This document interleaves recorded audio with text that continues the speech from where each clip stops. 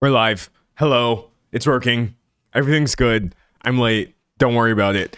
Actually, I'm partially late because of my own fault, because I started late, but also my computer updated. I swear to God. I know I used to use this excuse with all of my professors, but genuinely, I turned on my computer and it was like, oh, we updated while you're gone and we need to reconnect to all of your cloud services. And I was like, I didn't even think I had auto updates on. So being late plus my computer being late wasn't helpful. And do you know what they added in the update? AI features.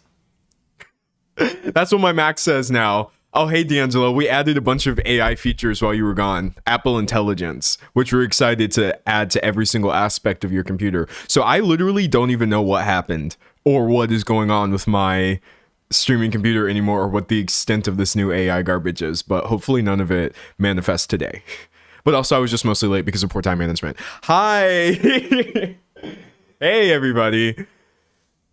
How are we doing? Someone said, I just got home from the vet. This is perfect timing. I waited for you on period. I was like, I bet that one user probably just got back home from the vet.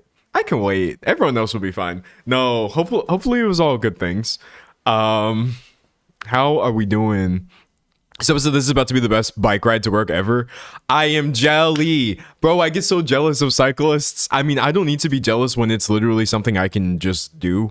But as a runner, I get jealous because I'm like, y'all guys get to go fast and it's a little less strain on the knees. I'm not saying cycling is a perfectly, you still get your own versions of pains and aches, but like sometimes I just want to give my knees a break forever.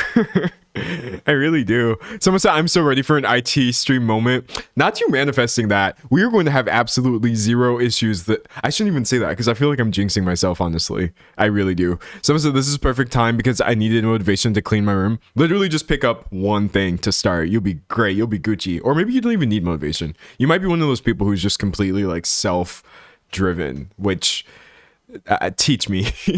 Anyways, hey everyone.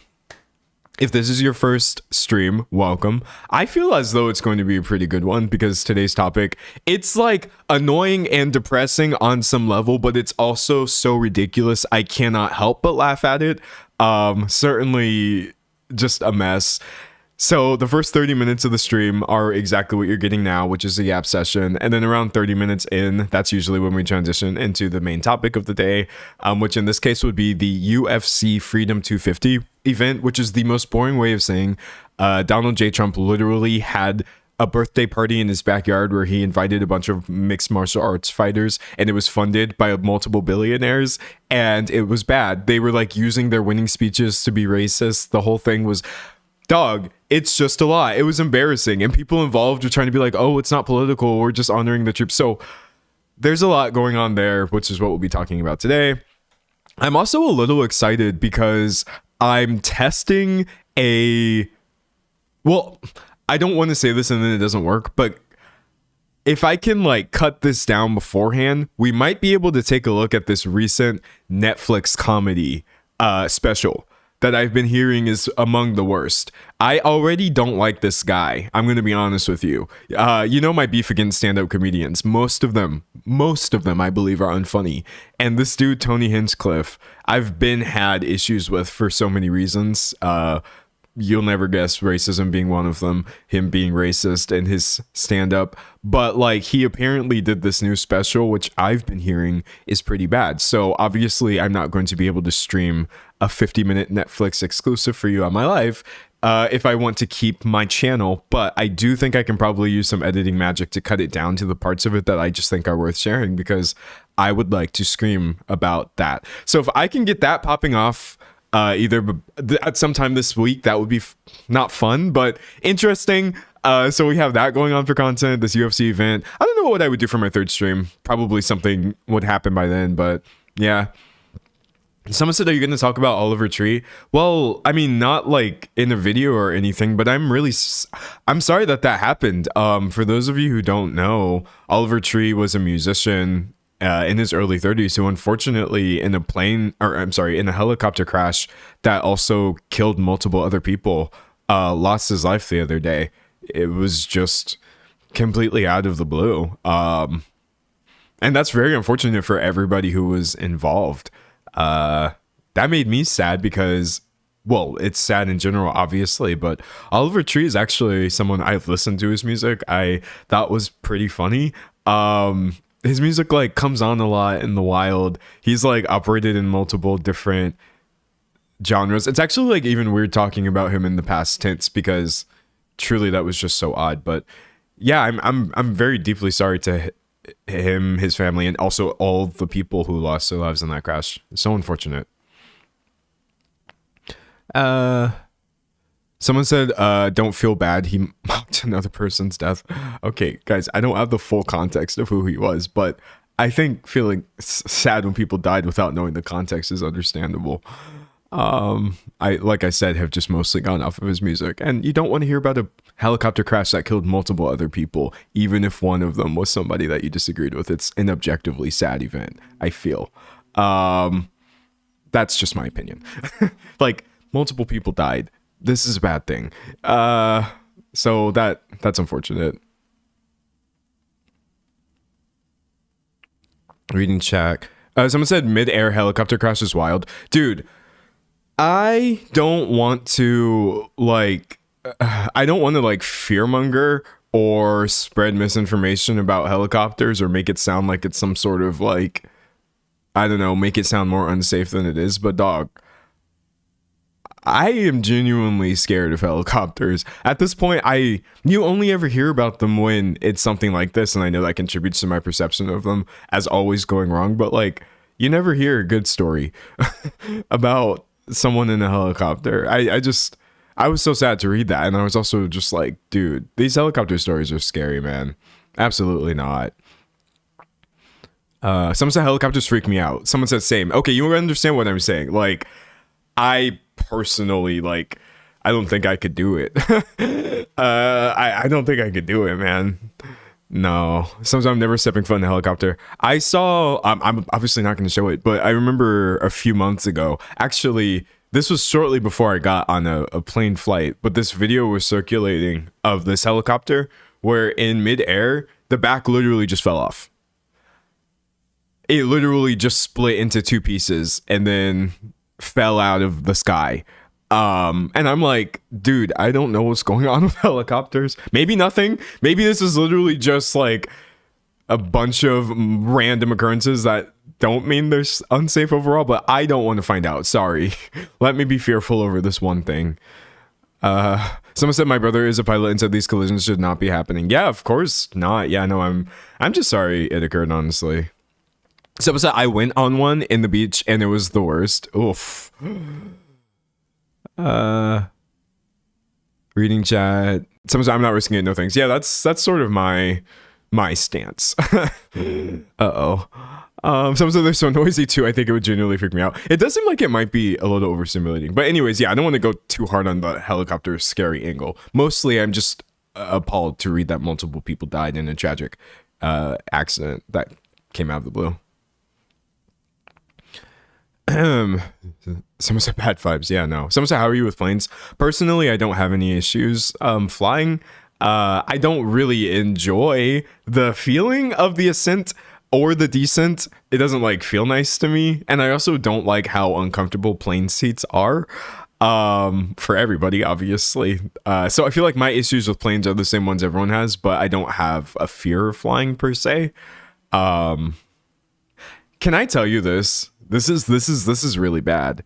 But delusionally, I tell myself when I get on planes that low key, the airline doesn't want a lawsuit. So I'm going to be fine. I know that that's probably a very insensitive like way of thinking about it, but that is quite literally what I have to tell myself. It calms me down a lot. I'm like, no one really cares. Like an airline doesn't really care if I live or die, but they probably don't want some crazy lawsuit because something bad happens with the plane. So probably people are making sure that things are going well and proceeding in a safe manner. And then that makes me feel so much better. And then I feel I could take a nap on the plane just knowing like they don't want me to sue them, so probably everything will be fine. It's so stupid, dog. Someone said cars be so dangerous, but we get in them like every day. Well, yeah, it's not like cars are such a safer alternative. They're really not. No. Someone said that scared me. It helps me.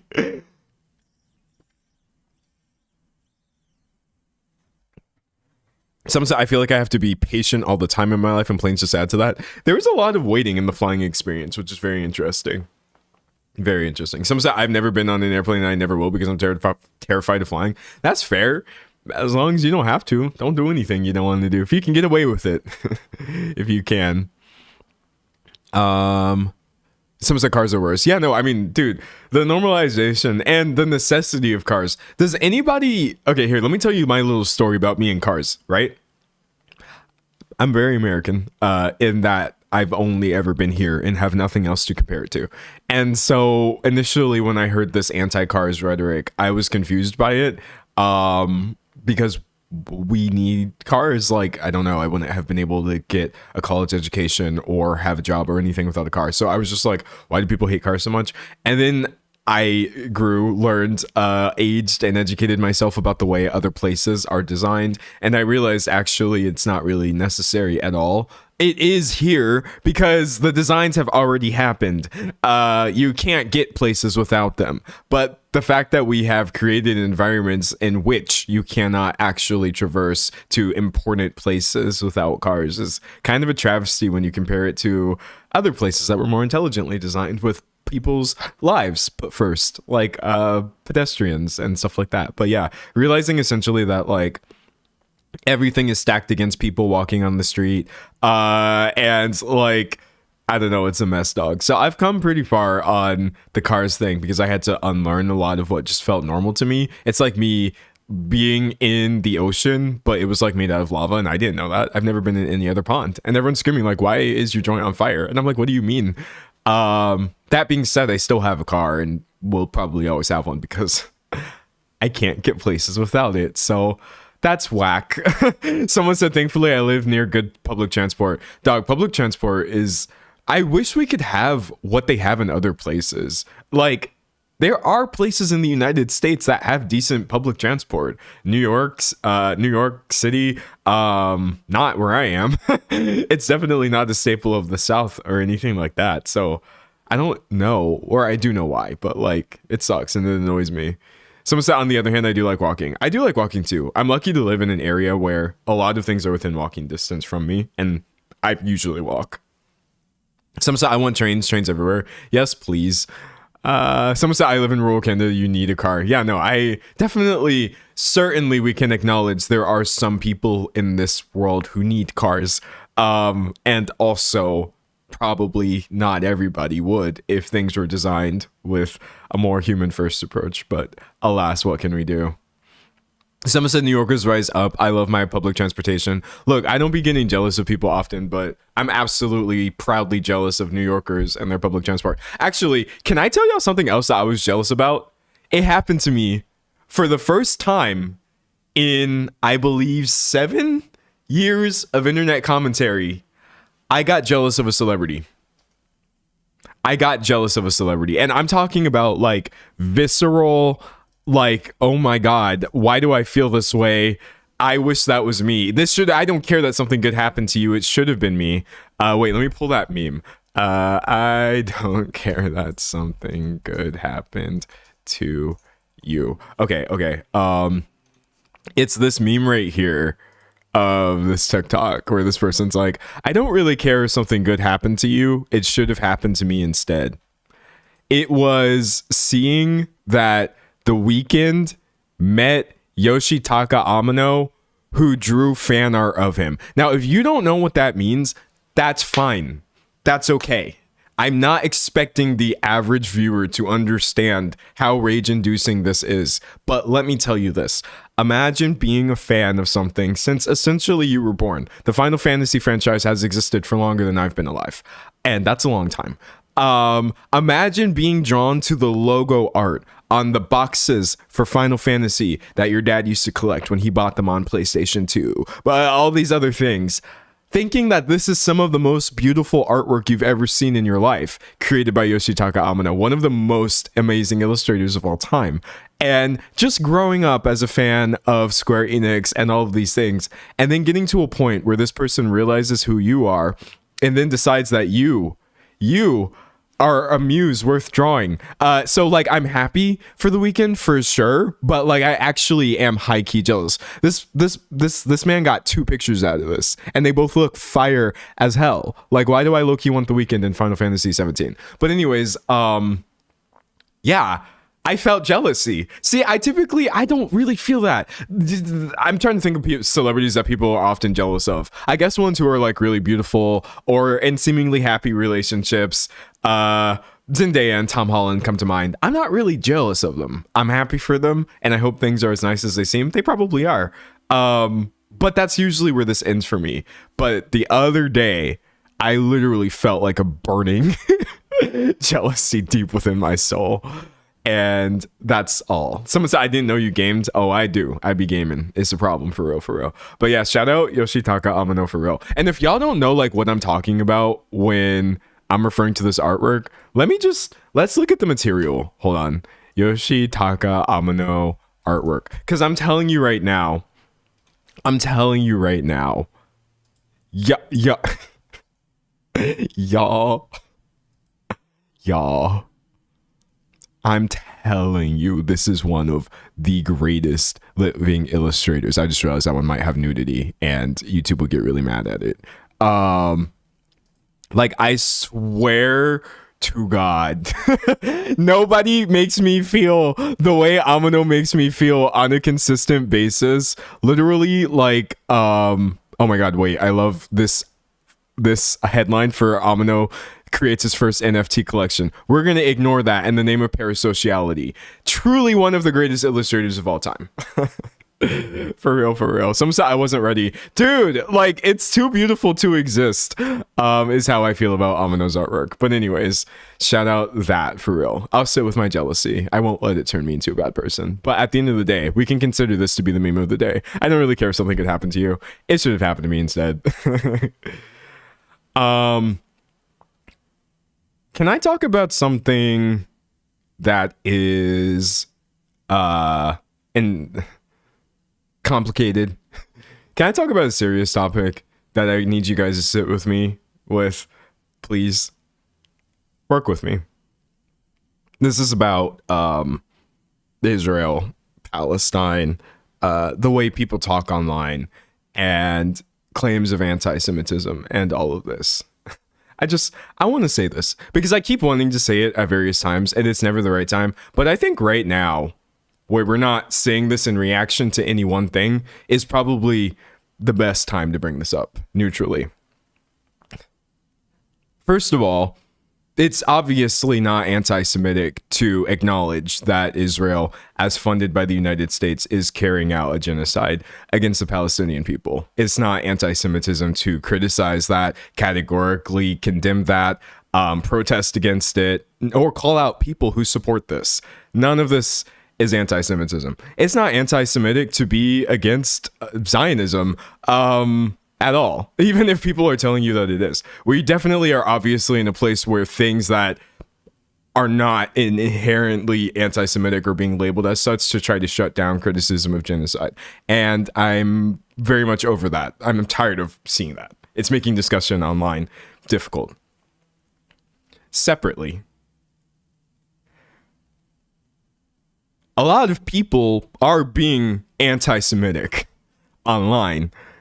I'm not saying that there's a rise in it. I'm not trying to compare this to the disgusting like Islamophobia that's powering a lot of this. This is literally not my intention to bring this up. I'm just being honest about what I see operating in online spaces of people just being like flagrantly hateful towards Jewish people and it not being called out, or it sort of just being like normalized again. Like I think we're getting the label of anti-Semitism has been so intentionally watered down, misapplied, and lied. When you're doing things like taking people like Miss Rachel, who is literally just an advocate for children. That's her biggest crime, is wanting children to have good lives and to live and to be safe. And doing things like literally labeling her among the top 10 anti-Semites. That literally happened in the list where they're like, Miss Rachel is one of the anti-Semites of the year because she dared to suggest that children in Palestine also deserve to live. So doing that to the word is obviously warping people's perception of it. That just also doesn't change the fact that I don't want to continue seeing actual anti-Semitism as a surprise in places where I'm not expecting to see it. I'm not saying this is something that's like magically getting worse or this, that, the other, because I'm not smart enough to talk about that. I hate it. And I hate how this conversation is happening. But yeah, no, it's common enough to where it was just kind of weighing on me. I think that people tend to get very like used to this usually being brought up to shut down people who acknowledge the genocide. And that's not right. And that's not okay to do. But I hope you see that in this specific case, that's not what I'm doing. Just all forms of bigotry are just really wrong and ugly and evil. And y'all got to knock it off. It's not helping anybody. It's just disgusting, dude. It's bad. It's very bad. Reading chat. Some say you're right. Thank you. Yeah, no, that's all. But yeah, again, there are people who could speak to this much, much clearer and deeper than I could without falling into the pitfalls of, I don't know, like presenting the situation in a way that it isn't. So that's why I've just said it very loosely and vaguely. I don't want to be easily shut down, but at the end of the day, you know when things are wrong, and it's wrong to hate people because they are Jewish. That's not what you're doing if you're just acknowledging the state of what is happening, what the United States is funding. And just because people are lying and saying that that's what it is doesn't make that true. But simultaneously, I just don't want that to be happening for any reason. So that's all I've got. Sorry.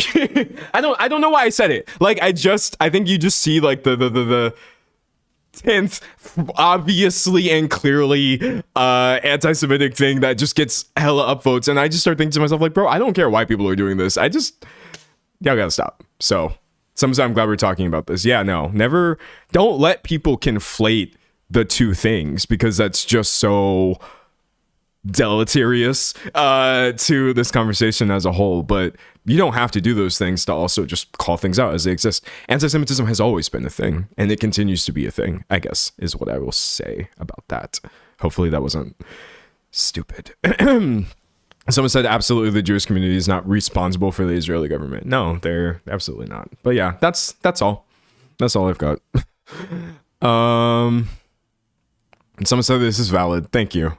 Someone said hating on Miss Rachel, who in their right mind would hate on her. Dude, you would be surprised, honestly. You really, really would. Reading chat. Okay, anyways, I think we're good. I'm just throwing that out there just to make, I don't know. It's like sometimes better to just be clear about things and just to say them.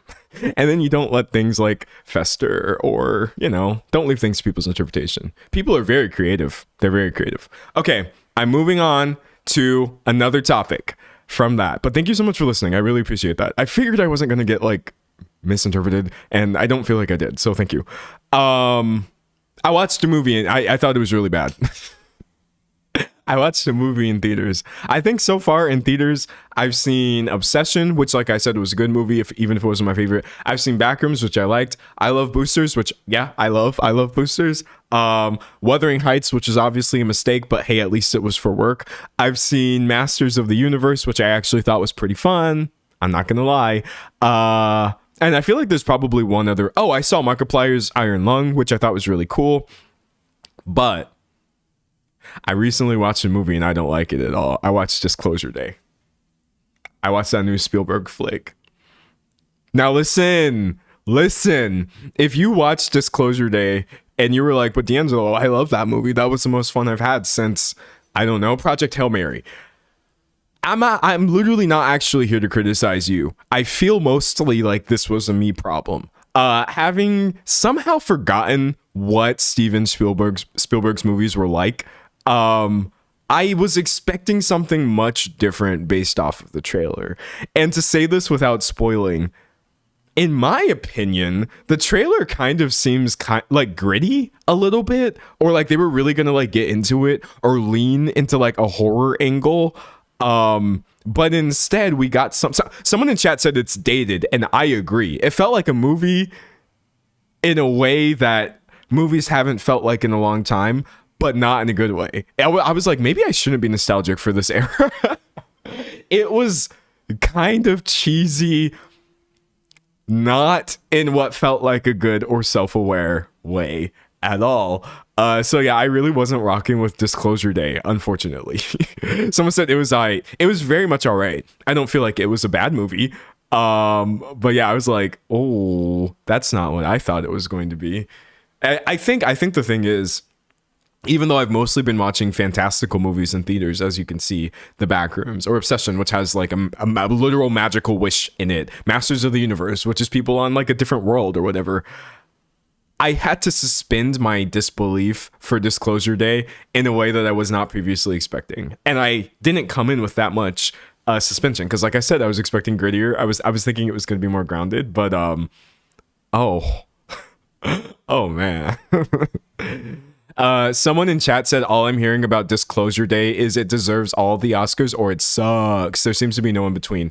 Yeah, I think I disagree with both of those. Like, deserves all the Oscars? In my opinion, no. Well, maybe some for like sound or visual or something. There were also some good performances in there, but like, oh my god, I think maybe the movie totally sucks if like you haven't watched, I don't know, like E.T. or like some of Spielberg's other like more family vibe movies, but that's basically what it was. It literally felt like something that your parents would let you watch, even though it was a little bit iffy, and it would be the coolest thing when you were a kid. Which is why I think the people who like it, because it does capture that specific like wonder vibe pretty well. That's just not what I signed up for by any means. Someone said, was the writing bad? I didn't love the dialogue personally, but that is my opinion. The writing was very like, I was trying to explain to a friend after how I felt about this, and I said it was Michael Bay core. Michael Bay coded. Now here's the thing.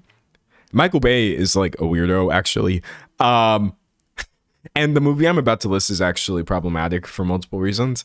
But high key, I loved me a good Michael Bay film. We all did. Not maybe all of us. Maybe some of y'all in chat are like, no, D'Angelo, I was a Michael Bay hater from day one. But listen, he was popular for a reason. He was good at like one very specific mode of movie. It reminded me of Transformers 2008 a lot. And that is my biggest takeaway from Disclosure Day of like, oh, wow, it's been 20 years since I've seen a movie like that. And now I see I wasn't missing much. That's all.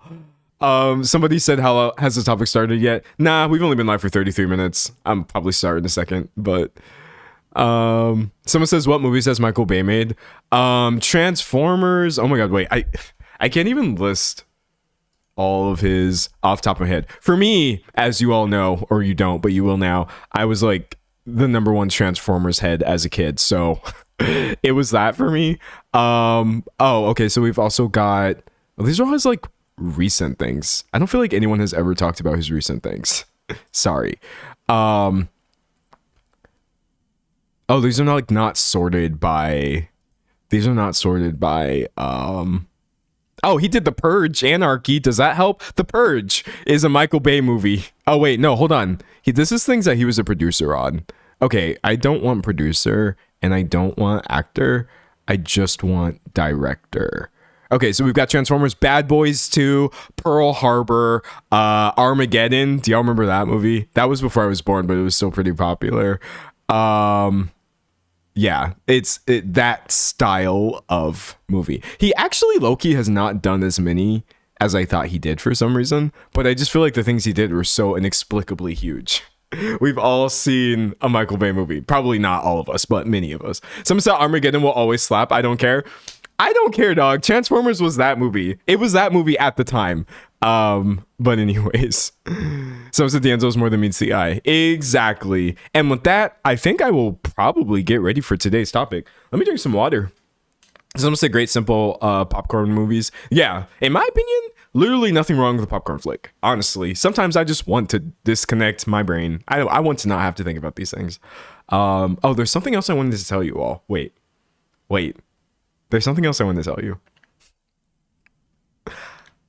I feel like announcing this before I do it is like new for me, because for me, I usually just make modifications based off of my own desire, and then I ask for permission after the fact. Like when I got this metal shoved through my lip, I didn't tell anyone I was doing that. I just did it, and then everyone was like, "Oh, wow, that's a thing that you did." That was the same for when I pierced my ears and my septum and my nostril, and got 40 different tattoos, including places that I'll never ever be able to hide, like my neck. You can't even see my neck tattoo, and my hand. So I'm not like a big tell people about the modification before you do it kind of guy, but I've been thinking about this one. I've thought about this one for a while, and I can't get it out of my head. I feel like I'm gonna try to stretch my lobes. I'm gonna try to do the earplug thing. Not like to an extent that is like, a lot of people do it and they go big or go home. They have like the biggest plugs you ever seen, and I do think that that's pretty neat. I'm not that patient because that takes a long time. I think I want to go to like a medium size for the plugs. I'm just like a little not worried, but it's going to be crazy because this is such a long process, and that's the main thing that I'm thinking about. Like the way I will look, I don't care, because people have always judged me for the way that I looked, even when I was clean cut and had absolutely no body mods whatsoever. So anyone who disagrees with me will someday die. But I think I'm more so worried about the patience. Do I have the patience to go on a lobe stretching journey and not like rush it? I don't want like to blow out. Someone said 0 gauge. No, I was thinking like, well, I don't know, honestly. Probably like 16 millimeters, like the biggest I would go. What is that, like 5/8 or something? But obviously I would have to get to 0 gauge first. 00 would be pretty fun. But yeah, no, I'm ready, but I'm not ready. And I might chicken out. Someone said, is it the tongue split? No. See, tongue split's an example of something I wouldn't do, because I am scared of that. But the gauges, the plugs, I've really been thinking about a lot, honestly. Someone said you're gonna rock the hell out of it. I think I'm gonna look so dope. That's the thing. I think I'm gonna look so dope. But basically, what you all would have to do is just put up with my baby gauges. I wouldn't be able to wear like, well, I mean, I would be able to, I guess, but I would mostly just have in like boring mini plugs until we get to the point, I guess, in a couple years, a few years maybe, when I'm at like the size that I'm looking for. And I think that's going to be fun. I want to do it safely and slowly. Someone said you look so good for real, but ouch. Hold on, wait. I want to call this out low key. It doesn't have to hurt, and it shouldn't hurt. That's one thing that I don't think many people know. If you're a piercer or some sort of body mod expert in chat and I'm spreading misinformation, stop me. But actually, high key, I know gauges may look like they hurt a lot, or not gauges, plugs may look like they hurt a lot, but like they shouldn't. If you're doing it in a way that is maximally beneficial for your health, your long-term lobe longevity, you shouldn't really feel anything. Probably not even like pressure, honestly. You should just go really, really incrementally with your increases, and it should just feel like changing out a earring. Someone said, no, it hurts. I think it has hurt many people in the past because the ways of doing it were not universally agreed upon. But recently, I think people have kind of collectively moved towards a new way of doing it that is like slower and should pretty much involve no pain. You should not feel anything. And now I believe the consensus is like, if it does hurt, you should stop and go back to what doesn't feel like anything. Someone said maybe person by person. Maybe. I mean, I think the thing is like your initial piercing will obviously hurt. To be clear, like if you don't have ear piercings at all, then yeah, you're in for pain. But after that, really nothing should be like painful. Hopefully. Someone said it hurts on the initial stretch. Yeah, no, I'm not looking forward to the first part of it at all. But I did technically stage 0, which was already getting my ears pierced years ago when I never thought that I would do this. Someone said different pain tolerance. Yeah, I guess that's true. Maybe it does hurt no matter if you're doing it in a like slow way or not, but I think I'm going to try to go off of what many people are telling me now, which is like, you should not feel anything that you would call pain. Maybe discomfort. But someone said, are you going to dead stretch or use tapers? I'm not going to use tapers. I am going to dead stretch, even though I know it takes literally forever. But that's okay. I'm going to be here for a while, aren't I? Aren't I? Someone said, don't use tapers. Yeah, don't do that. Or at least I'm just spreading what other people have said, which is that you probably shouldn't do that. But anyways, maybe in 6 months you'll ask me, D'Angelo, how's the lobe stretching going? And I'm like, the what? When did I say I would do that? Someone said, I agree with what you've heard. It should not hurt. Yeah, that's how I'm going to do it. So if I try to like change it out and it's giving resistance or whatever, then I'm just going to wait. And I'll be like, okay, we'll rock my little baby gauge, barely noticeable plugs until we get to a point where we can change them out. Someone said, what's dead stretching? Okay. So basically, there's a few, by the way, sorry if this is like boring, but I'm going to try and make it interesting. There's a few ways of doing this. And one way that was common for many was to use what are called tapers and insert those through your ear. A taper is kind of like a tool that you can use to make it easier to get jewelry through a piercing, right? The problem is tapers can also sort of like force stretch a lobe, and that can cause like micro tears, or that can lead to really things that you don't want, probably like blowout, or things where you would have to stop your lobe stretching journey and heal from. If you don't want that to happen, it turns out you never really have to use a taper to stretch anything at all. You can do what is essentially known as dead stretching, which is just putting whatever will fit into your ear into it. Putting in something heavy that will settle into the space, and as that piercing like heals and changes and sort of settles around it, when you take it out, it'll be easier to put in something that is very slightly larger. I don't really know why it's called dead stretching. That sounds like so negative, but it's basically just a less sharp way of going about it. I mean, you still might need tapers to, I don't know, insert things or something, but not using the tapers to stretch is the thing. By the way, if you've done it with like tapers, I'm not knocking you. Obviously, that was a very common way of doing it, and probably most people who have plugs have done it that way. But I want to try it the new-ish way because I'm a baby. Someone said, thanks for explaining. I was kind of lost. Okay, yeah, no worries. I'm happy to explain, even though I also don't like doing that because I don't want to be one of those people who spreads misinformation about body mods online. Someone said, as cool as this stuff can look, I'm always thinking of the pain in one bout. Yeah. Someone said, tapers cause infection for me. Weighted is much better. Yeah, that's the way I'm going to do it for real. Someone said, I walked into a random conversation, sits and listens because my brain enjoys. Yes, this is quite a random combo. Anyways, sorry. I don't know why that was on my mind. I write things down that I want to tell you all. And I know sometimes people are like, bro, when is the stream gonna start? But I don't know. I like ranting and rambling. I will always get to the topic at some point, but I wrote down like various things. I think I've been writing things down since Sunday, and I was like, oh, I'm gonna talk about that. Yesterday I was like, oh, I'm gonna talk about this. I have fun. Anyways, everybody say hi to YouTube right now. I hit start recording.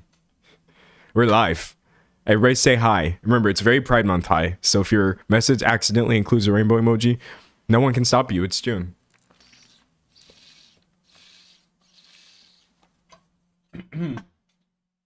God, this topic is a mess, man. This topic is an absolute mess. It's a mess. All right. I see everyone saying hi. Donald J. Trump's backyard birthday bash featuring his billionaire besties was bad, as you can imagine. Actually, this is just a travesty on multiple fronts. I'm referring to the UFC Freedom 250 event, which is probably the most boring title for what was literally the president inviting a bunch of professional fighters to perform in his backyard while people did things like give racist winning speeches or claim that Canada should be annexed, and a bunch of billionaires were in attendance doing things like fattening their pockets between streaming mergers or between streaming deals, paying the fighters in cryptocurrency. I don't know. It was just, if everything that is currently wrong in America happened in one event, it was this. So I kind of just want to do a little retrospective because I am appalled, but also like embarrassed. All right, that's what we got. Someone said the alliteration goes crazy. Thank you. I was sitting on the alliteration. I was like, this is going to go so hard. I put it in the title. I was proud of it. I used it twice. If I had to sum all of this up, I would call it semi-quincentennial sadness. You'll see what I mean in a second. All right, so y'all, someone said I watched the whole thing and none of this came up except for Hokit saying the thing about Michelle Obama. I feel like if you're just watching the event itself, you may have been missing a bunch of the things that are happening in the background, like, say, Zuckerberg's attendance, or all of this being a part of Dana White's ongoing cozying up to the Trump administration, the Ellisons, and their buying into Paramount and streaming this as being part of cozying up to the Trump administration, Joe Rogan's attendance and him being a stooge for conservatives in the first place, and it being no surprise that he was the one who got the clip of Michelle Obama being called a man at this event. So, like, I don't blame you because most of it wasn't on TV. So I'm going to talk about the behind the scenes. That's where I'm coming from. All right. Anyways, we're good. No more highs. Or you can say hi if you want, but no one's going to see it. All right. Let's see.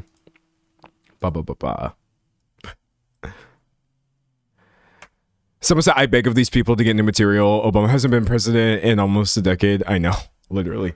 So, patriotism is a very complex topic when you're, well, probably for anyone, but I can only speak as an American. But Flag Day is June 14th, which is also somehow, this actually surprised me because I didn't know this.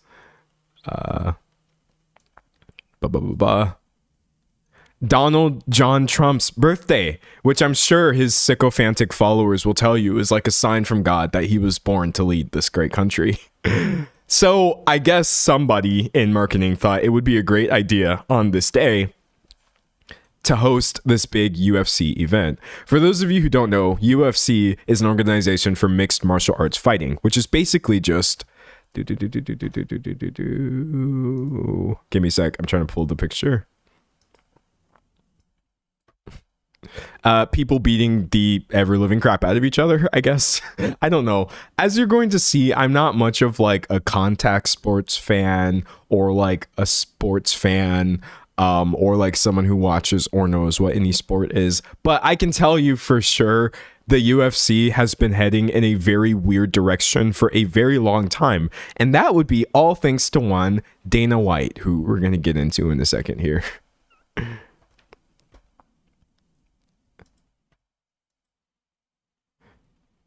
Someone said I missed my reply after all the highs. It was about the Medusa piercing.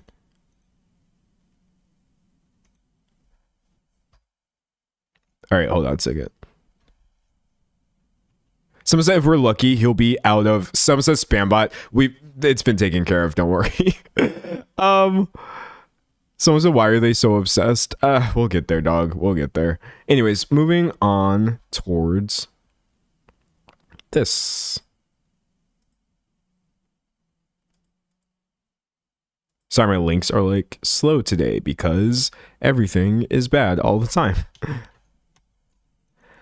So what was noticeable about the Freedom 250 event was that it literally took place on the south lawn of the White House, which I'm telling you right now is a travesty. I'm trying to think of like a suitable analog, a simile that would explain how bizarre and, dare I say, dystopian this is. It's kind of like using... There isn't one. I think we've just evolved beyond satire at this point. But yes, they were literally fighting in the White House backyard. Someone said it just looks so tacky. It doesn't just look tacky. Everything about this was just cooked in a lab to be as gaudy as possible, fitting the rest of Trump's aesthetic. But yes, they had this massive metal structure overhead called, I believe, the Claw. And they went all out for this too. Let's see. The U.S. Navy Blue Angels and Air Force Thunderbirds perform a flyover during the national anthem during the so hard to say these words, during the UFC Freedom 250 Fan Fest outside the White House. So, you know, there was planes, there was fanfare. I'm sure it was fun for the people who were there. I absolutely judge all of the people who were there very strongly. I don't think they should have been there, but hey, someone said literally a jungle gym. Yeah, everybody was just getting lit to the world's largest jungle gym, which, you know what? I probably would too if it wasn't in the context of conservative apologia. Pulling this right here. Zach Brown. Okay. And if you're wondering, like, who performed the national anthem, that would be Zach Brown of the Zach Brown Band, who gave what has to be the most Weasley answer of all time. I'm there for the troops, man, Brown said. I'm there to honor America. This is patriotism, not politics for me. Wow, we really got...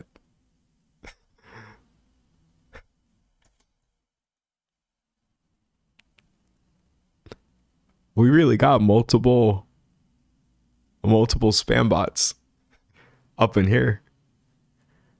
The whole stream has been fine for 50 minutes and 52 seconds. And then the moment Michelle Obama, the phrase enters the atmosphere, I got multiple spam bots in here that my mods are keeping up with, trying to spread the racist and hateful conspiracy theory lie that she's a man. This is crazy, dog.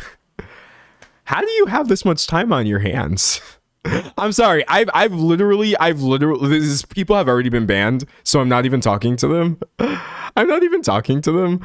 I can see the activity across multiple accounts of people. It's probably the same person spamming. Dog, I don't understand. I genuinely fail to understand this level of obsession. People, sorry, it's too late, chat. He's distracted. People will accuse me of being, like, I don't know, too obsessed or interested in things that don't matter, which is undeniably true. But, like, then I see this and I'm like, no, actually, I'm fine. I'm totally well adjusted. I really, really am. Someone says, shout out the mods. Dude, the mods are trying. It's not easy. It's not easy. You also have to move with a lot of intention because you don't want to accidentally ban the wrong person, which is actually very easy to do in a chat that can move quickly sometimes. But yeah, I appreciate it. But, like, also, what is this world? What is life, honestly?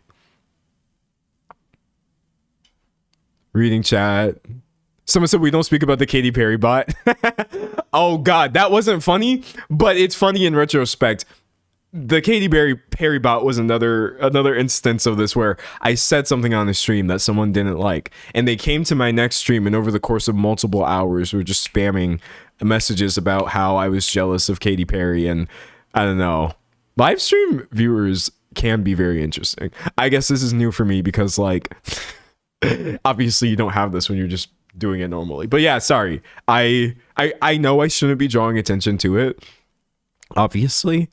But I'm probably going to include this in the video. Like, we got spammers in here. I don't know if the stream is, I don't know how people are even finding this if you're racist, because I pretty much exist in a bubble, but ignore that, dog. Someone said, do you think they're bots or people using bots? Reading chat.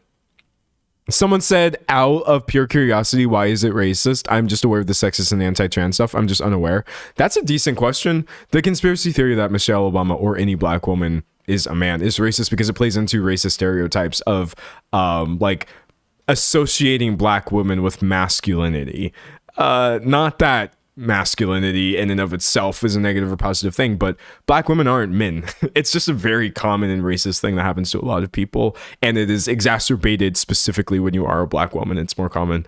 You see this with not just Michelle Obama, but also like the Williams sisters get this a lot, which is just so cringe and annoying. Megan Thee Stallion routinely gets hit with the secretly a man allegations, and yes, it also does play into transphobia, obviously, and sexism, but it's absolutely a misogynoir issue where it's that intersection of racism and misogyny that is just so prevalent and annoying. To answer your question, someone in chat said black can never be feminine enough. Not in the eyes of a racist, but yeah, if you're wondering why that one gets called racist, it's like, it's not secret. This has literally been the case for a while, dog. Someone said thank you. Yeah, no problem. Like, I never mind people asking things when it's literally in good faith. I fear that most times when people ask things, they're literally not in good faith. And that's why everything is so annoying. But it's nice getting people like casually asking like, I never thought about it that way. Someone said Cynthia Erivo for sure. Oh my god, dude, sorry, look, we've been lost already. It's too late. The thread has been dropped. I'll pick it up in a second. Y'all piss me off bad with the playing into this whole Cynthia Erivo is a man or masculine because she literally has arms and chooses not to have hair or whatever.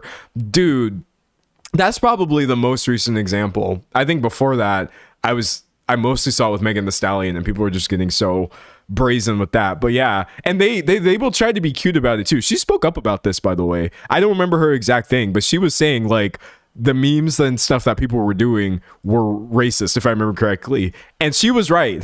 Cynthia Erivo, hey, she said a lot of things. Maybe some of them I agree with, some of them I don't. Hey, she was totally right about that. A lot of people were being really gross in the way that they were like, I guess, categorizing her and Ariana Grande's relationship, their friendship or whatever, filtering it through this really weird and racist lens was so gross. Someone said, I can't stand the way people talk about Cynthia. Absolutely not. Nothing she's done warrants, well, people being racist to you for any reason, but especially not the vitriol with which people talk about her. Someone says she looks like a woman to me. It's so multi-layered. This is such a multi-layered discussion because multiple parts of this are true. She does look like a woman because she is, but also there's not like one way to do that either. So I think that's a thing where it's like, I agree with you and I know what you're saying. This doesn't even look like a man, but like we gotta let go of our ideas, specifically the people who are being racist, of what even looks like anything in the first place. At the end of the day, a woman is just a woman. Whoever is a woman and looks that way is how a woman looks. That's not like for us to decide like, oh, well, I think she doesn't look like one because of these reasons, or I think she does. Again, I'm not like blaming you specifically because I agree with you. There's literally no way that you would think she was a man, but like even if there was, which isn't true, this is still just bad for so many reasons. But no, it pisses me off. Someone said, I'm envious of her arms. I want some buff arms. Yeah, literally. I think like I feel the same way too, where it's mostly just, how are y'all not viewing this as gym motivation more than anything? That's the only thing I feel when I look at women who have like any sort of prominent muscle definition going on. I'm just like, I need to go harder. I need to go harder. Reading chat. Someone said it's also frustrating because people try to put people into binary boxes and decide who is feminine enough, and it's BS and exhausting. Yeah, I got that too when I had no, I don't even want to talk about it because like I'm not a black woman specifically, obviously, but like I experienced some weird flip side of that as well, of being a man and having like long hair and then people telling me like, oh, you look like a black lesbian or whatever, which you would be surprised how commonly people said that. And I'm just like, this is still a flip side of this annoying thing that y'all do. It literally is just a flip side of this. I could believe that maybe 5%, no, 1% of the people saying that was doing so in good faith, but most people were just being cringe and racist because I didn't look like anything. I was just me. Someone said misogynistic men hate athletic women. That is true, though. Well, God forbid, like, a woman have any sort of power or strength. Anyways, I got distracted because someone mentioned, well, because a lot is going on, actually. Someone say you look like a model, period. Well, thank you. The only thing I'm down to model is clothes. Don't take my advice for how to live your life. Don't view me as an influencer for nothing else, but I'm happy to model some clothes for you. Someone said I can take that as a compliment. I take it as a compliment looking gendery in general as a non-binary individual. It doesn't offend me. I think the issue is like, hold on. This is so interesting. Okay, hold on. I want to bring this conversation to the next level of depth here. I want to bring this conversation to the next level of depth. If I can be really, really, really real with you,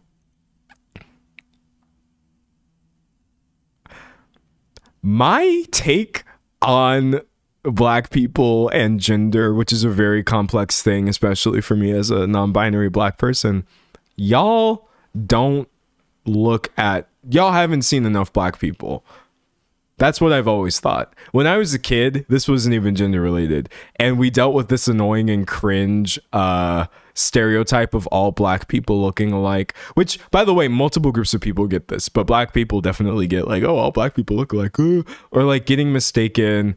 I would see my family members get mistaken for other Black people who we look literally nothing alike, not the same shade, not the same nothing, not the same hairstyle. I would see times in which people were literally like, we would be the same shade and that's the only thing we were. And someone will look completely different than me, but still get mistaken for me. And when I see things like that happen, that's when I tell myself, I really believe the issue is y'all just haven't seen enough Black people.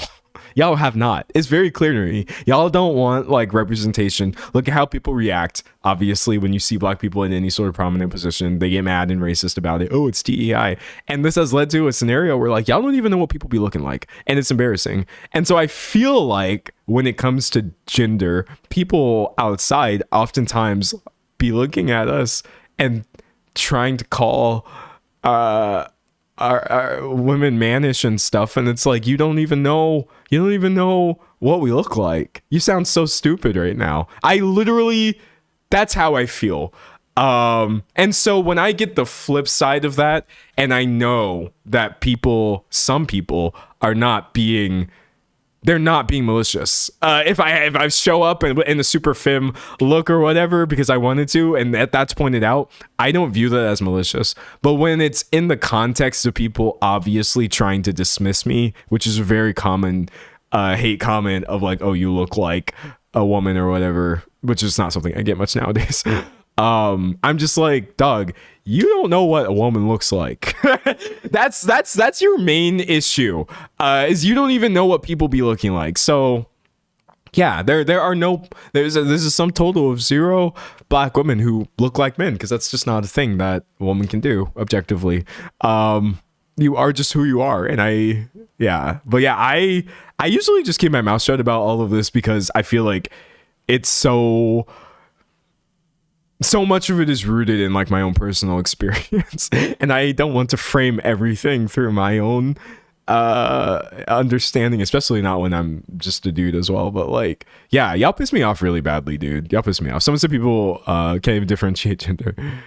Someone said they'll call you a man but still drop in your DMs to flirt. Racist, make no sense. That is literally okay. Do you want to take it to another level since we're here? You want to take it to another level of depth? This isn't like a hot take. This is pretty much ice cold. But the same people doing this racist stuff, for whatever reason, also see us as like the pinnacle of beauty. And okay, this is the part where you're going to start saying like D'Angelo.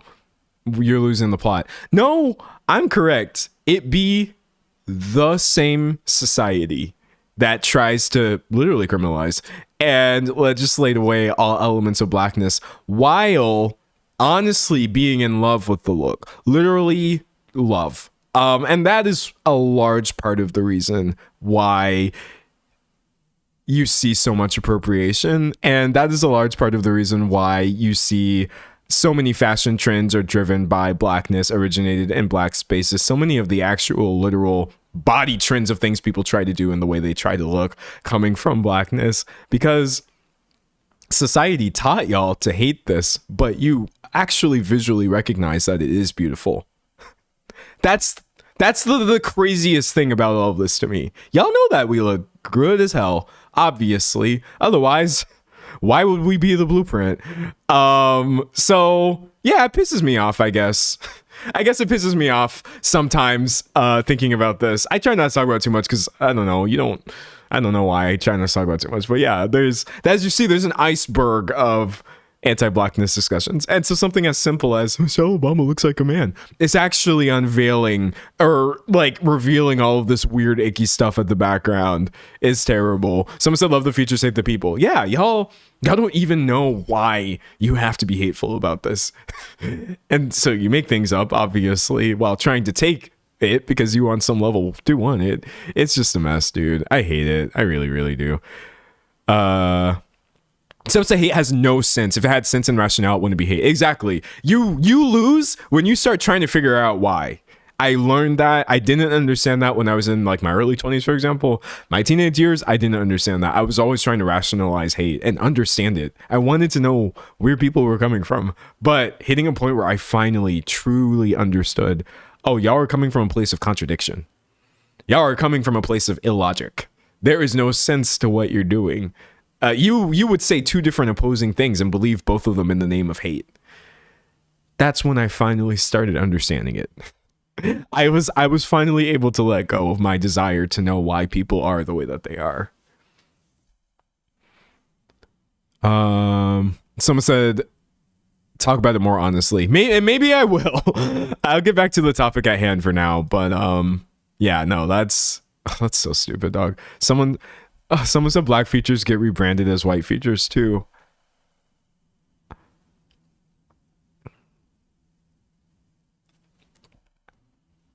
Dude, it's true. Someone said black features get rebranded as white features, like Kim K body, Kylie Jenner lips. It's true.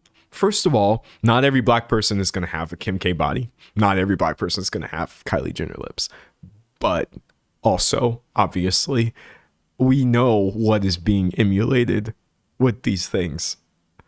And it's crazy as hell seeing things like this get like renamed, reassociated. It's the same thing a bit basically that happens like with TikTok, where AAVE, right? African American Vernacular English, the way that we talk, gets lifted and attributed to all of these TikTok creators, this app, this space that is driven by white influencers.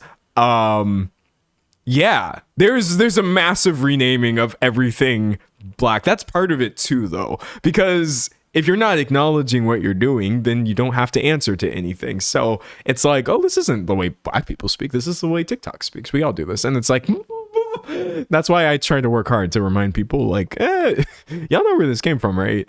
Someone said not Cloud Bob. Oh my God. Yeah, no. Someone said the lips, the body, and a lot of times the hair. Yeah, no, I also feel like too, so y'all got me started. And you know what? This is the perfect time to talk about it because a large part of today's video topic is about the comment that the former first lady looks like a man being spread at an event on the White House lawn. It's a big deal. Let me zoom out for a second and acknowledge that. I have a tendency online to always try to place things back into their boxes and to not sound crazy when I talk about things. I don't want to seem super animated. I don't want to start going on rants about how angry and how upsetting things are and just start trying to connect everything and be like, this is all endemic of the society that we live in. But It is.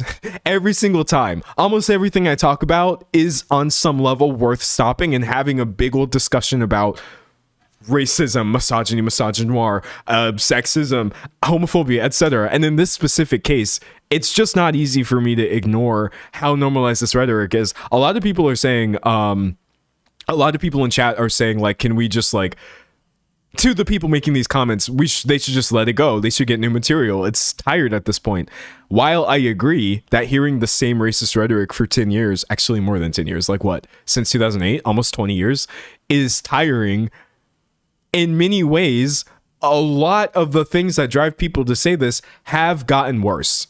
Do you remember the other day, the other stream, when I was saying, like, y'all, the racism online is getting worse. The racism in real life is getting worse.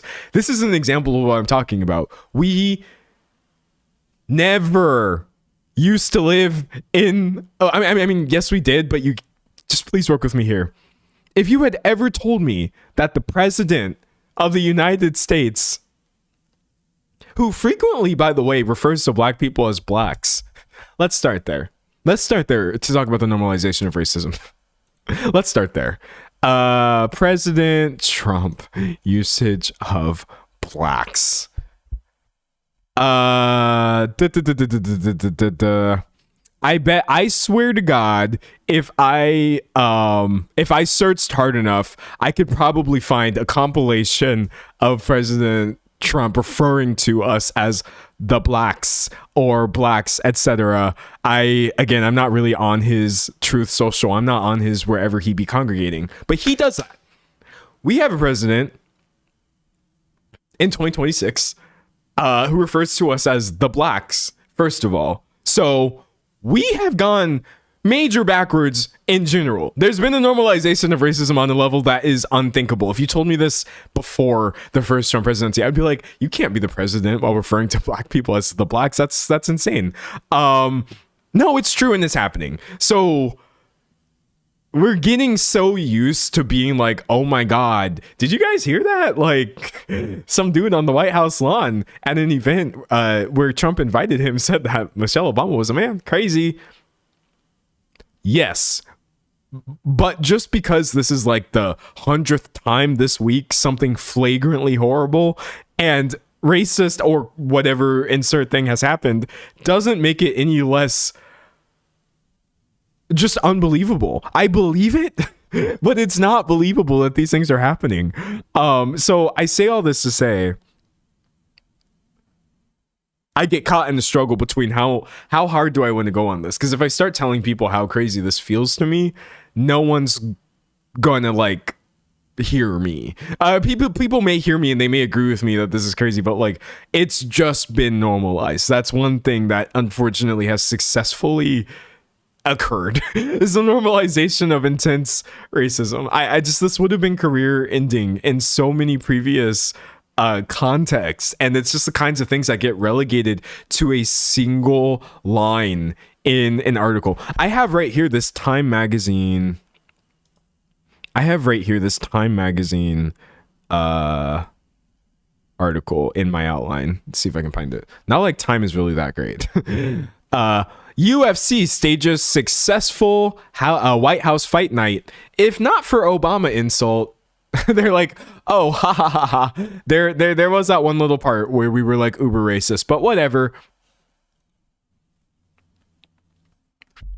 Watching things like this get relegated to little sublines, subheaders, headline fillers, just a little aside of like, oh yeah, this really awful thing happened, but whatever.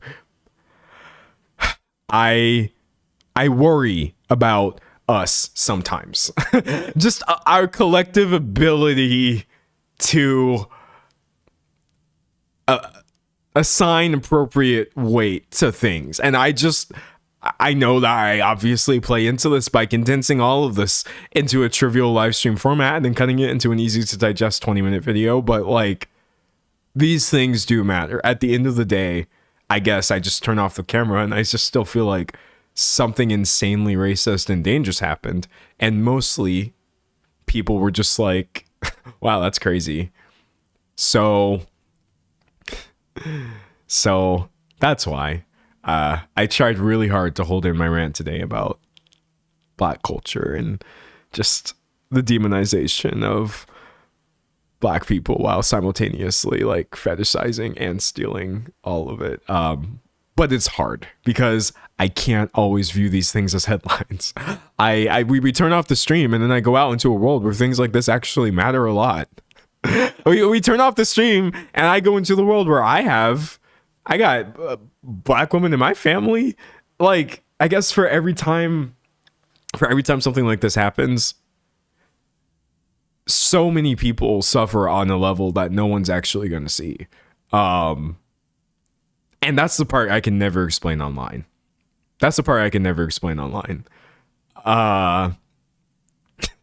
One bad thing was said about Michelle Obama, who is seemingly a very strong person and probably fine. And yet, an untold number of millions of Black girls just got set back really far, is how I feel.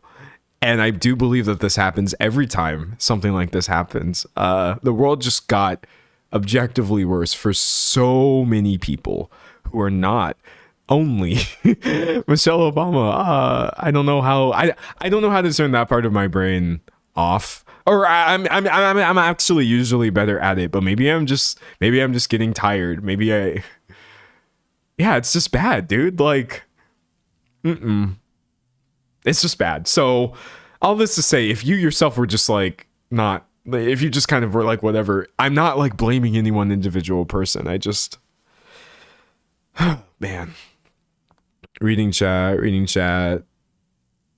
Someone said Michelle Obama has had to be strong in the ways she shouldn't have had to be. Well, yeah, there is a difference between like she does seem very like strong, but she didn't have a choice. What was she gonna do? Disappear? Someone said every time racist stuff is normalized, it affects the entire marginalized group. Yeah, I felt kind of a little bit beaten down over this, I think. Yeah, I don't know. I'm sorry. I keep apologizing, but it's just a downer. I feel a little bit down that this is where we're at.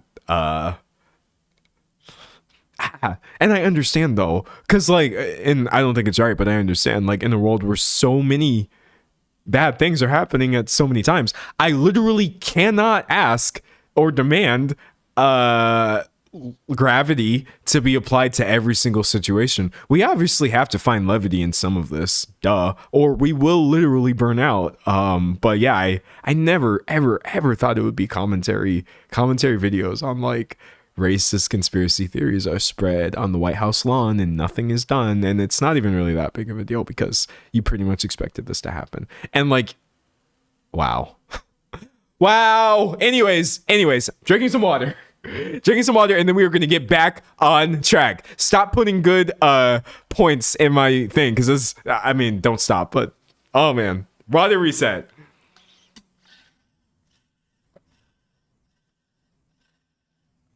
Someone said it's like so much the new administration has normalized being hateful, like they can be so nasty. Yeah, no, it's bad. Anyways, believe it or not, I remember where I was.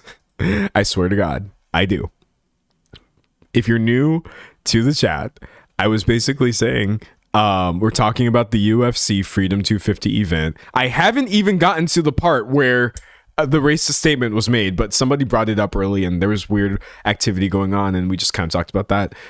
I was saying how after the flyover, that's the UFC. After the flyover from the U.S. Armed Forces over the Claw, which is this big jungle gym that everybody was partying under in the White House backyard. This, or not after, but during, where's the Zach Brown thing? The anthem was performed by Zach Brown, and I wanted to highlight his statement on why he decided to perform at Trump's big MAGA birthday in the backyard, because I found it to be very weaselly. So we're back on track. I'm there for the troops, man, Brown said. Sure. I'm there to honor America. This is patriotism, not politics for me. I mean, F all the division. I don't believe in that. I love this country. I love all the people that have sacrificed so that I can live my American dream and that everyone that lives here gets a chance to do that. I press that comment was so incorrect I clicked the wrong button, switched to the wrong scene. That everyone that lives here gets a chance to do that if they work hard and make the right decisions. So it doesn't have a place in politics for me. Someone in chat said Zach Brown's last album just sounded like AI, so this checks out. I didn't even listen to that joint, and I believe you. Just off hearsay. Listen, there's so many things wrong with this statement, but actually, I think it highlights what I have been seeing as a growing trend, which is people not realizing but choosing to lie about the fact that certain seemingly apolitical statements are still political positions. At this point, I strongly believe, first of all, even saying that you're apolitical at all is obviously a political position. And too many of you would get mad if I said it's obviously a right-wing political position, so I won't say that. But definitely the belief that, quote unquote, everyone that lives in America gets the chance to live the dream if they work hard and make the right decisions is like an incredibly conservative talking point. So we didn't really need a statement about you not being political when you're just spewing conservative propaganda, which is obviously why you were at this event. Like, do we think, I don't know, Olivia Rodrigo would have been performing there? Probably not. Someone said it is, though. Oh, it definitely is. Reading chat. Someone said you're right and you should say it. Dog, the apoliticism as a cover for right-wing politics has got to go. Anyways, Brown added that 8,000 service members will be attending. Don't care. Noting that he felt honored as a UFC fan to be awarded this opportunity. Yeah, I'm sure. Anyways. Someone said pull up your bootstraps type talking point. Yeah, very much like, oh, we all can just grind hard enough. Really? Why is anybody poor if you could just work hard enough? Sure, buddy. Reading chat. Someone said if he believes that he's truly warped, not everybody gets to have the same privileges. Again, I've given up a long time ago trying to know whether these people believe what they're saying. I don't think they do. I think it's like they flip like switches. Sometimes they do and sometimes they don't. It don't make no sense. Anyways, Zach Brown is just one of many people. I'm just going to go on a spree of naming the trash that was taking itself out. Obviously, this event could not have happened without Dana White, who is in charge of the UFC. Y'all, he and Trump, it's literally like their bromance should be studied, but this entire thing is just a function of these two people being best friends, which is obviously gross. And it really sucks being a fan of something like the UFC because you think sports are cool, obviously, but it being orchestrated by people like this and used under these contexts, I'm like, dog, you're using this entire thing as your MAGA play thing. It's cringe. More trash. Wait, hold on. Someone said, why is he shaking his hand like that? Okay, I don't want to get like too stuck on it, but low key, this is all I'm going to say. There are no normal pictures of Donald J. Trump. There's none. I used every single pic of the president that popped up. I used to be like, oh my God, why is he standing like that? Bro, why is he shaking his hand like that? Why is he making that face? What's going on with the hair? And then I realized at some point that this was an endless spiral. There are no normal pictures of the president. He just is incapable of looking normal. And he always does something weird in a photo that is odd. And I say that as somebody who be taking the most awkward photos of all time. Well, no, I look good in my photos, but like that's only after multiple attempts. I'm bad with candid photos. Anyways, someone said that's a weird handshake. It's a weird handshake, and you're not weird for pointing it out. Anyways, trying to pull up this right here. Just trying to show y'all where Dana be coming from. Hold on, give me a second. Ooh, my computer's acting a little slow. Hopefully it's not that big of a deal. Okay, great. So this entire event was for the UFC a $60 million expense. More than $60 million and tens of thousands of hours reported into building the arena, according to a court filing for the National Park Service. All of this was headed by Dana White. Excuse me. It will never happen again, White said. I can't afford it. I'd never do this fear again, and we'll never do this again. White said he and Trump discussed the possibility of holding a fight for the troops card at an unspecified site at some point next season. He wanted it this year. I said, sir, I need a year to recover financially for the White House fight, so give me a year. And I'm just like, y'all would really do anything for this man, and it's embarrassing. He's not the only one, though. Moving forward to David Ellison. Another horrible human that this could not have occurred without would be the CEO of Paramount Skydance, which has rights to stream all of the UFC events that happen. And the Ellison family has been trying, actually very successfully, cozying up to Trump recently, whether that's Larry Ellison and all the nasty stuff. Just think the worst billionaires you know, which would be any billionaires. All of this, I'm telling you, is a function of everything that is wrong right now. Pulling the agreement right here. In this article about Zuckerberg being there and a bunch of other people, it says right here, UFC fights exclusively air on Paramount, but Ellison's appearance also caps a close relationship that the CEO has been fostering with Trump for another reason. On Friday, the Justice Department, I zoomed in too far. On Friday, the Justice Department announced it would not challenge Paramount's $111 billion merger with Warner Brothers Discovery. So, to translate, there is a lot of corruption going on, like obvious monopolies that no one should be able to get away with, but actually it's okay because the companies are being run by people who like to shake Trump's hand and do nice things for him, like stream a fight that's hosted in his backyard, pay $60 million for his birthday party. It's embarrassing. It's genuinely embarrassing. Reading chat. Someone said, I'm happy to finally make it from the beach in Rhode Island. Oh, wait, it's this Orange Balloon's birthday. Well, it's over at least. This is more of a retrospective. But yeah, no, it's a very cringe topic. Besides White, besides Ellison, you also had, and this is embarrassing, Zuckerberg was fully here. Hold on, let me scroll. Buddy, what are you doing here is my main question, even though I already know the answer. Y'all, be friends. Because really, you can just play the degrees of separation game.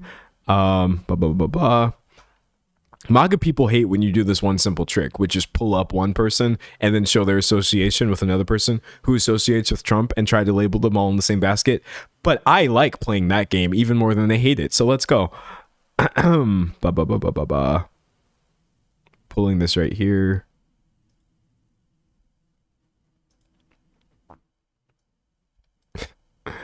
Meta board member Dana White says Mark Zuckerberg is like Trump. Are you starting to see how this is turning into like billionaire incest almost? I'm sorry, that was a gross way of putting it, but I think it's a pretty gross situation. All of these people be kicking it. Why is Dana White on the board for Mark Zuckerberg's Meta while simultaneously doing a bunch of favors for Donald J. Trump? Do we genuinely believe that these things are completely unrelated? Pulling this right here. Literally just the reasons for why everybody who facilitated the existence of this fight is a bad person and currently doing multiple other things to ruin everything for everyone. Could be a video in and of itself, but I think you get my point. Someone said, reading chat.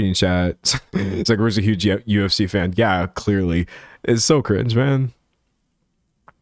Someone said just another royal family bound by money. Yeah, and when you start referring to all of these people as a class, it can be very easy to see why. Like, y'all ain't in it. I would like to say this to all my billionaire defenders out there who probably didn't get this far in this video, if I'm being honest with you. You are looking at all of this. Zuckerberg cozying up to White doing this for Trump. Ellison streaming all of it gleefully while catching favors from the government and doing monopolies that no one should be able to get away with. And you really think that you somehow need to defend what these people are doing and go on Twitter and say billionaires are good? Actually, none of these people are thinking about you. None of these people care. As long as they continue to profit off of this, nothing else really matters. I sometimes get embarrassed when I think that I used to be a billionaire defender. It's a pretty easy thing to wind up being when you grow up in America and nothing is ever challenged. Thankfully, I went places where people were like, hey, that's stupid. And now I know. But like, geez, dude.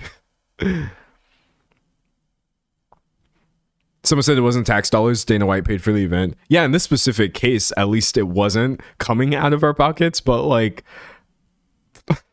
still, this isn't much better. Someone said to all billionaire defenders, you will never be a billionaire. Boo. Exactly. Someone said now, because of Elon, we're about to have trillionaire defenders. We literally are. And I'm like, we have been lost the plot. But at this point, I'm beginning to question if there ever was a plot. Moving on from this. Blah, blah, blah, blah. Oh, and then also, since we're already talking about like the worst genre of everything, what if I told you that crypto was also involved? Wait, someone in chat asked me a good question. How did you grow out of that? My brother is a billionaire and now trillionaire defender. I'll give you a really short answer.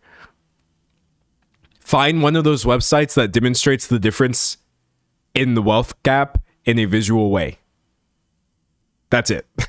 If he doesn't respond to that, feel free to give up, because truly you're not going to respond to anything. But that was the main thing. Somebody sat me down, my dumb self, and was like, D'Angelo, you don't know what you're talking about. Look at the actual difference, the wealth disparity that you're defending. And I was like, okay. And then I saw what the difference was. And then I realized, like, it's like I woke up out of a bad dream and I'm like, what have I been doing? So that helped me a lot, dude. So maybe that'll help your brother. And if not, like, I would move on personally. Someone said a trillion's literally a million. Millions were so screwed. We are. Yeah, I would agree.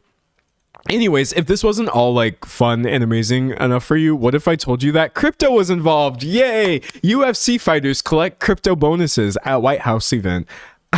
At this point, you're just missing like I would say sponsored by the US military, but it basically already was associated with them. They were doing flyovers. So reading chat. I remember someone made one of those billionaire wealth disparity gap things in Minecraft. Now that is ingenuity.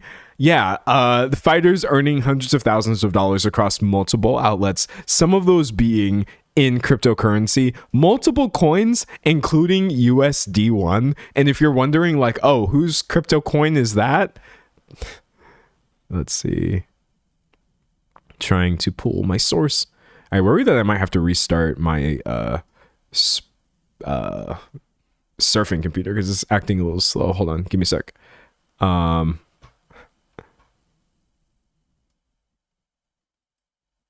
Oh my god, sorry, hold on chat, my computer, it'd be slow as hell. I'm on a roll though. I'm on fire.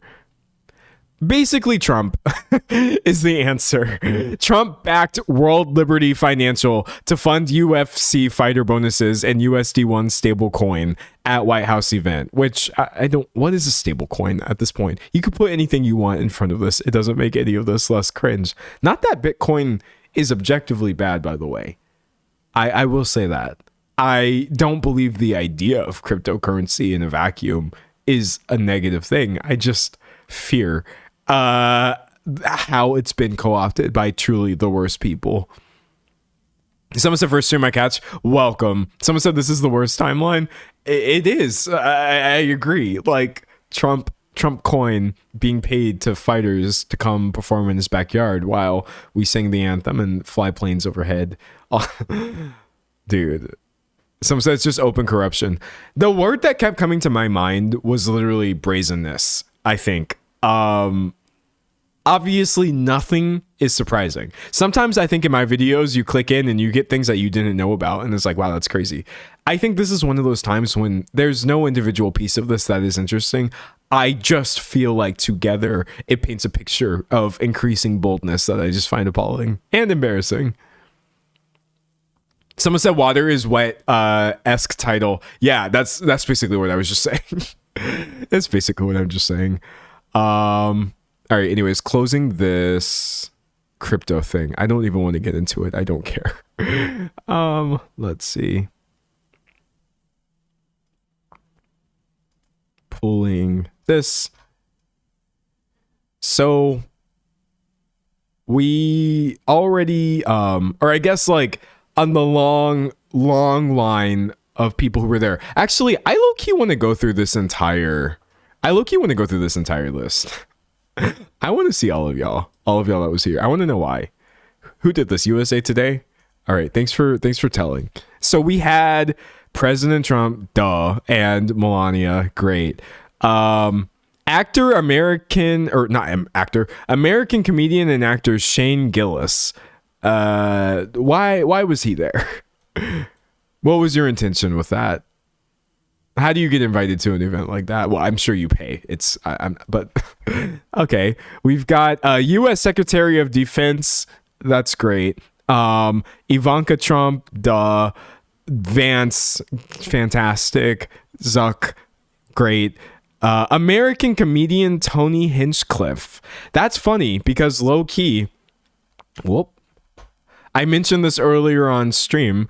I am thinking about possibly making a video about Tony Hinchcliffe, who recently put out a special that the streets are saying is possibly one of the worst things currently on Netflix. So stay tuned, or maybe I will just decide he's so deeply unfunny I can't even make myself do that. Someone said, is anyone surprised after that special? No, I think Hinchcliffe was a shoo-in. Donald Trump Jr., okay, great, fantastic. The FBI director, Barron Trump, good for you, I guess. Yeah, okay. I think most of these people, actually, I think precisely 0 of these people are surprising, but it doesn't make it any less sad. Oh, and the CEO of crypto.com, which I think is fantastic. Boxer Tyson Fury, who is wearing a shirt that says, who is wearing a hat that says Donald Trump for Prime Minister. Do I have any Brits in chat who have feelings about that one? Any UK peeps who think Donald Trump should be the prime minister, or do you feel like the statement's maybe a little garbage? Someone said, I just got here. What did I miss? I'm looking at a list of the attendees of President Trump's stupid birthday party, which was basically him paying people to, or not paying, people paying to fight in his backyard. Someone said, no, not Brit, but please don't come to Europe. Yeah, probably not, right? Someone said, I'm American and I have feelings. Someone said, they're so delusional. Someone said, that's amazing bootlicking. Dude, the bootlicking is literally crazy. It's crazy. Someone said, hi, I'm a Brit and I want to cry at the thought. I will cry with you in solidarity, on God. I really will. What else have we got? Okay, whatever, we're repeating now. I don't care anymore. Yeah, guest list. The vibes are rancid. Absolute nightmare blunt rotation. No to all. Someone said it's the Hunger Games. I feel like it really is hard not to think of the Hunger Games when thinking about this. I've tried to not make this comparison, but it's hard not to do so. The Hunger Games is different because it's even worse, obviously, but hardly. We're getting very close. Reading chat.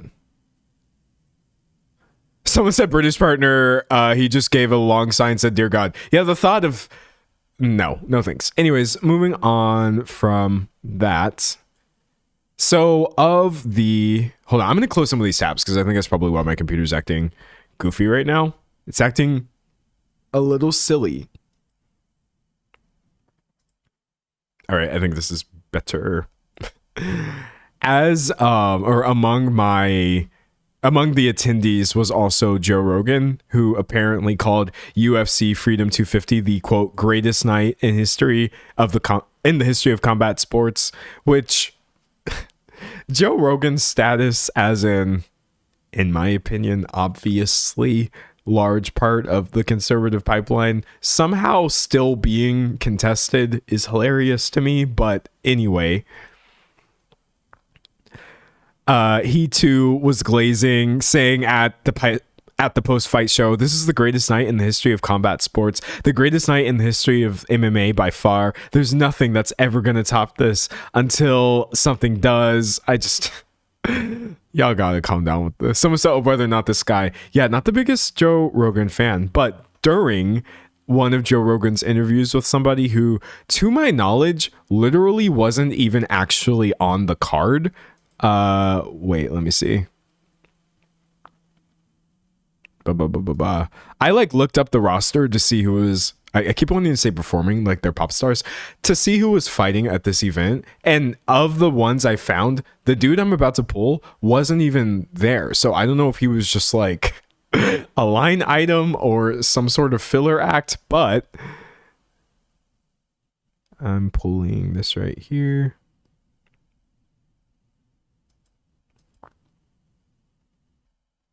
Hold on, give me a second, chat. I'm trying to find the source I'm looking for. I think I put the wrong link in here, but it's not going to be hard to find.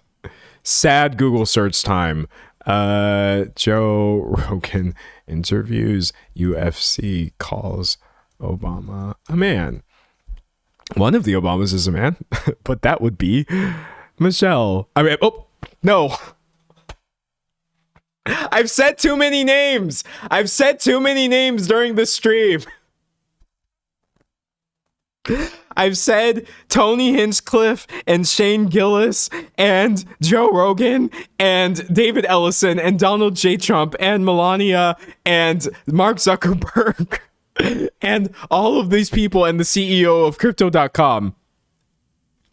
And I've mixed my words up. One of the Obamas is a man. And that would obviously not be Michelle. I'm sorry, chat. I've literally, over the past 1 hour and 40 minutes, just spoken too much. Someone says it happened. Someone said clip that. Y'all ain't clipping nothing. Y'all aren't clipping nothing. That's what you're going to clip. Nothing. Zilch. Someone said cut to start screen. You know.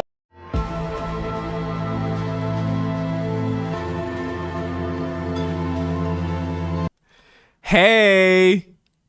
I heard there was an imposter streaming for the past few minutes. I don't know what was up with that. But anyways. Okay, hold on. Someone said mask off. No! Please! I swear to God. I hate everything. Okay. Streaming is not easy. And look, try being an influencer for a day. Try being an influencer for a day. I can't even do the accent. I'm literally frazzled. Someone said canceled. It's over for me, chat. All of this has been performative. I'm sorry to say. What can I say? All right. So trying to pull the actual clip itself. Not like it's really that necessary though.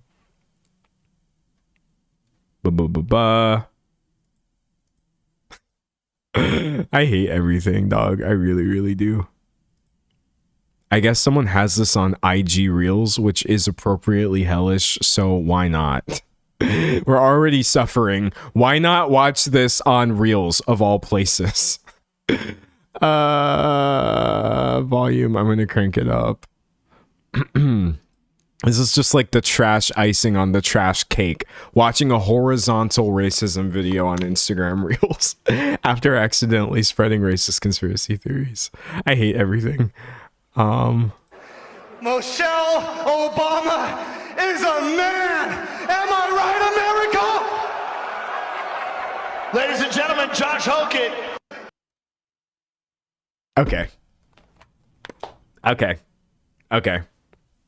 Okay, hold on. So, it's racist, deeply misogynist. It's a textbook example of misogynoir, which is the largest issue with it. It's also so cringe. It's just so cringe. I didn't do anything wrong, but I want to disappear. No, sorry. Why did I play it twice? I was trying to mute it. Hold on. I didn't do anything wrong. Oh my God. It keeps unmuting. I keep muting it and it keeps playing anyway. I don't want to go back to the clip. Dog, it's embarrassing. It's like no one even really cheered that hard. People were clapping, obviously, but You did all of that, and for what? For what, truly? Someone says so immature, like a little boy. Yeah, I don't know who invited him, but I think the thing that's kind of sending me about all of this is that now people are trying to act like, oh, that dude doesn't represent us.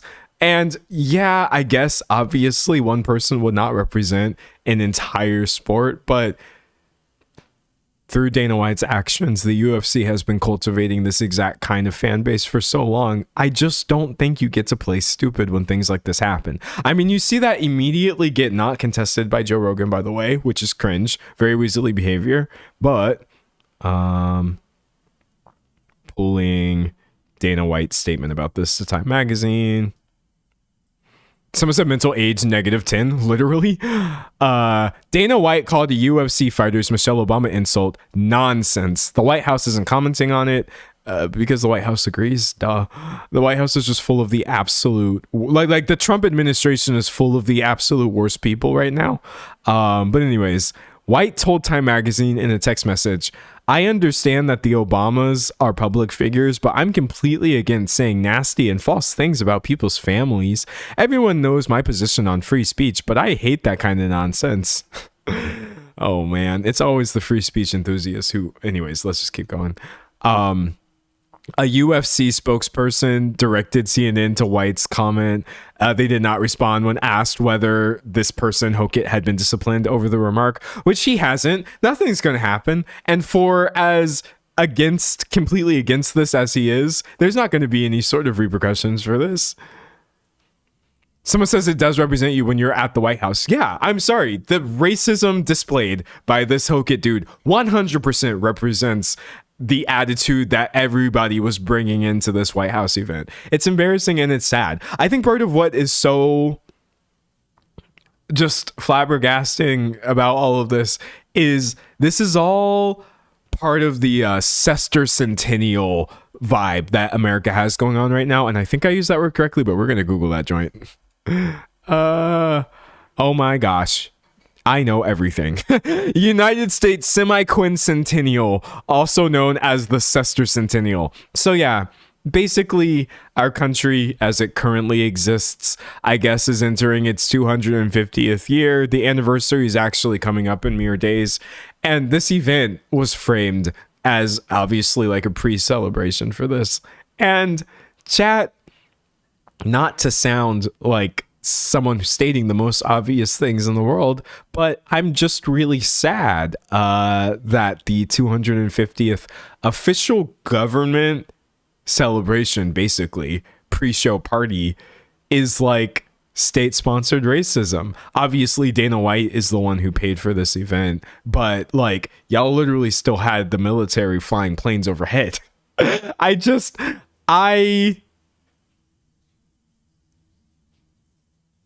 Yeah, that's all. that's all. Someone in chat said Michelle being a man isn't an insult. Support trans rights. Oh yeah, hold on, wait, let me pull this up. I want to pull a photo of Michelle Obama. First of all, we talked about this briefly, but it was kind of convoluted, so I'm just going to say it really succinctly. The idea that Michelle Obama looks like a man is just completely divorced from reality, but it's also playing into so many misogynoir-based takes, so much transphobia, as well as if that would actually be the worst thing in the world, and it's all just nasty.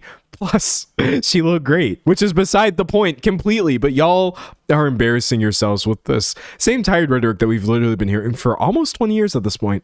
Literally, I believe this started around 2008 or beforehand, so... Reading chat, someone said she's so beautiful. She is. Like, that shouldn't be a talking point. That doesn't have anything to do with it. It doesn't matter if she looked completely different. It would be equally racist and equally sexist to say this.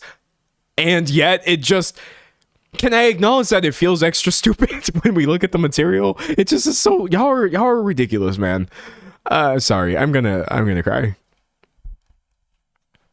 Someone said, can you explain that word that you keep saying, misogynoir? Yes, I can explain that one. It's a portmanteau, a combination of the words misogyny and the word dark, or noir, which kind of means like dark, black, etc. It's what I've seen, and this is just me educating myself about it, commonly used to refer to this a specific form of bigotry that black women experience.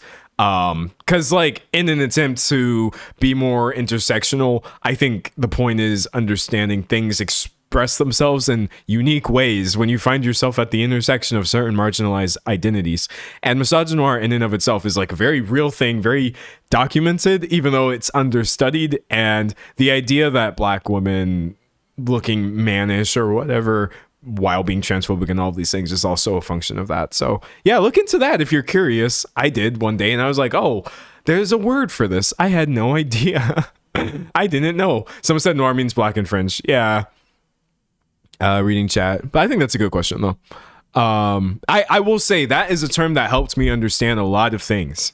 The goal is always to become more woke. The more people scream about you being woke, you should just become woker. And looking into what misogynoir actually is, the many things that it is, I was like, so many things make sense now. So many things make sense. Some is very informative. But yeah, listen to people who know more than me. That's my horrific influencer intro on a live stream to what that is. There are people who can do better. All right, anyways. Reading chat. Someone said they look manly based on which standards, whitewash beauty standards. It's sad. Yeah, exactly. God, there's just so much going on when you make a ignorant statement like that dude did. Blah, blah, blah, blah. Pulling this up right here.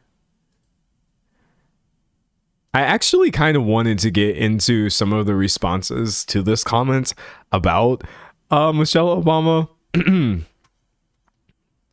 Reading chat. Someone said the homophobia of implying it would be bad for Barack to be married to a man. Literally, it's homophobic, transphobic, misogynist, and racist at the same time.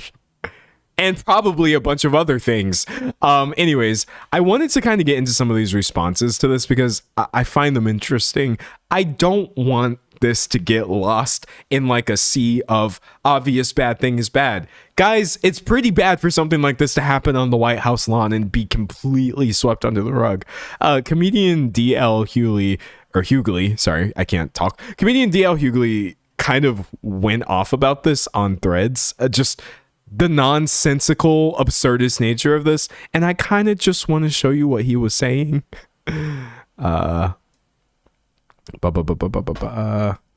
Zooming in. It's weird that the same people who believe Michelle is a man don't believe Trump is a pedophile. If you're not racist, why do people feel so comfortable saying and doing racist things around you? America hates black people way more than it hates pedophiles. Fight me. I can see from the comments, it looks like hundreds of people attempted to do so. But no, he is right. Only two kinds of people went to the White House last night for the UFC event: racists and people who have no problem with racists, which if you look a little deeper, that's basically just one kind of person. And the same people who watched and defended that roast will watch and defend this UFC event. By the way, the roast he's talking about, that Tony Hinchcliffe guy was there too. I have so much beef with him right now. We'll see if we get there in the video. This is taxpayer funded hate, period. I'm sure this is where people will swoop in and be like, no, Dana White paid for it. But dog, the president was there. That does still cost taxpayer money. I would like to highlight that. President Trump's existence anywhere at any time, especially in a deeply or intensely public setting, is taxpayer funded. And then lastly, he just said this dude really got people fighting in the front yard. But yeah, whereas I don't think a lot of y'all being racist are ready for this conversation. I personally don't think there were any lies in that sort of Twitter rant. I also wanted to share Sheryl Crow's response to this because I appreciated it. Is anybody here a fan of Sheryl Crow, by the way, or like her music? Dog, I'm not like the most familiar with her discography, but the song "If It Makes You Happy," one of my favorite songs of all time. It's literally so good. And I will say this, most of the time or almost any time I've seen Sheryl Crow, American singer-songwriter, pop up, it's because she was saying something that I thought was good and a good point. So yeah, maybe not every talented person is terrible. Someone said, bro, yeah, Sheryl Crow. Yeah. And then right under that, it says, I never heard of her. The duality of man. Trying to pull up her reaction to this. Someone said, I love her. It's understandable. All right. She said, to stay quiet means to turn a blind eye. And so I'm saying this. What happened last night on the lawn of the White House was disgraceful and void of decency. Powerful, rich people filled the lawn to watch a violent sport that ended with a vile and racist comment. I am really grateful that at least some people are kind of pointing out, I get that this is crazy. And I myself am even talking about it in a way that feels lighthearted because I don't know how else to react to this information. But this is also true. Powerful rich people filled the lawn to watch a violent sport that ended with a vile and racist comment, all while the average American cannot afford healthcare, gas, and cost of living. Do not be fooled. This administration is corrupt and does not give a damn about the American people. It only cares about making money hand over fist at the expense and in spite of our democracy. If we continue to support this kind of distraction from reality, we are no better than them. Let's be better, America, she says. I mean... I wish. But yeah, no, it's so tricky getting a topic that is so undeniably and obviously stupid and also like intensely evocative of just so many systemic issues that are facing everybody right now. Someone says this still sounds like the Hunger Games. Yeah, we're not beating the Hunger Games allegation with this one, folks. Someone said, Cheryl speaking truth. I don't got no disagreements.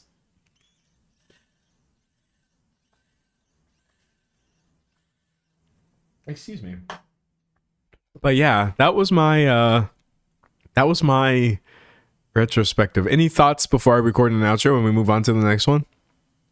Someone says then they all get together at a party and make fun of us. That they do, literally. Someone said the sad truth is that so many Americans were elated to hear that racist crap. Anything to have a platform for your hate to be amplified and justified, normalized, it does make people giddy, and it's sad to see. Reading chat. Someone said Panem is in the US. Okay, let's not think about that too deeply. Reading chat. Someone says they think being called trans is such an insult. We love the trans community over here. Yeah, I would also like to state the obvious just because nuance be dead as hell on the internet. But actually, if at any point somebody was a man, or what I mean is like seen as one or presented as one or got labeled one, but they're a woman, then that person is a woman. End of discussion.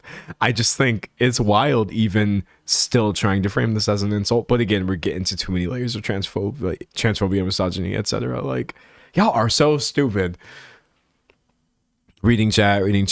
Someone said Marie Antoinette was beheaded for less.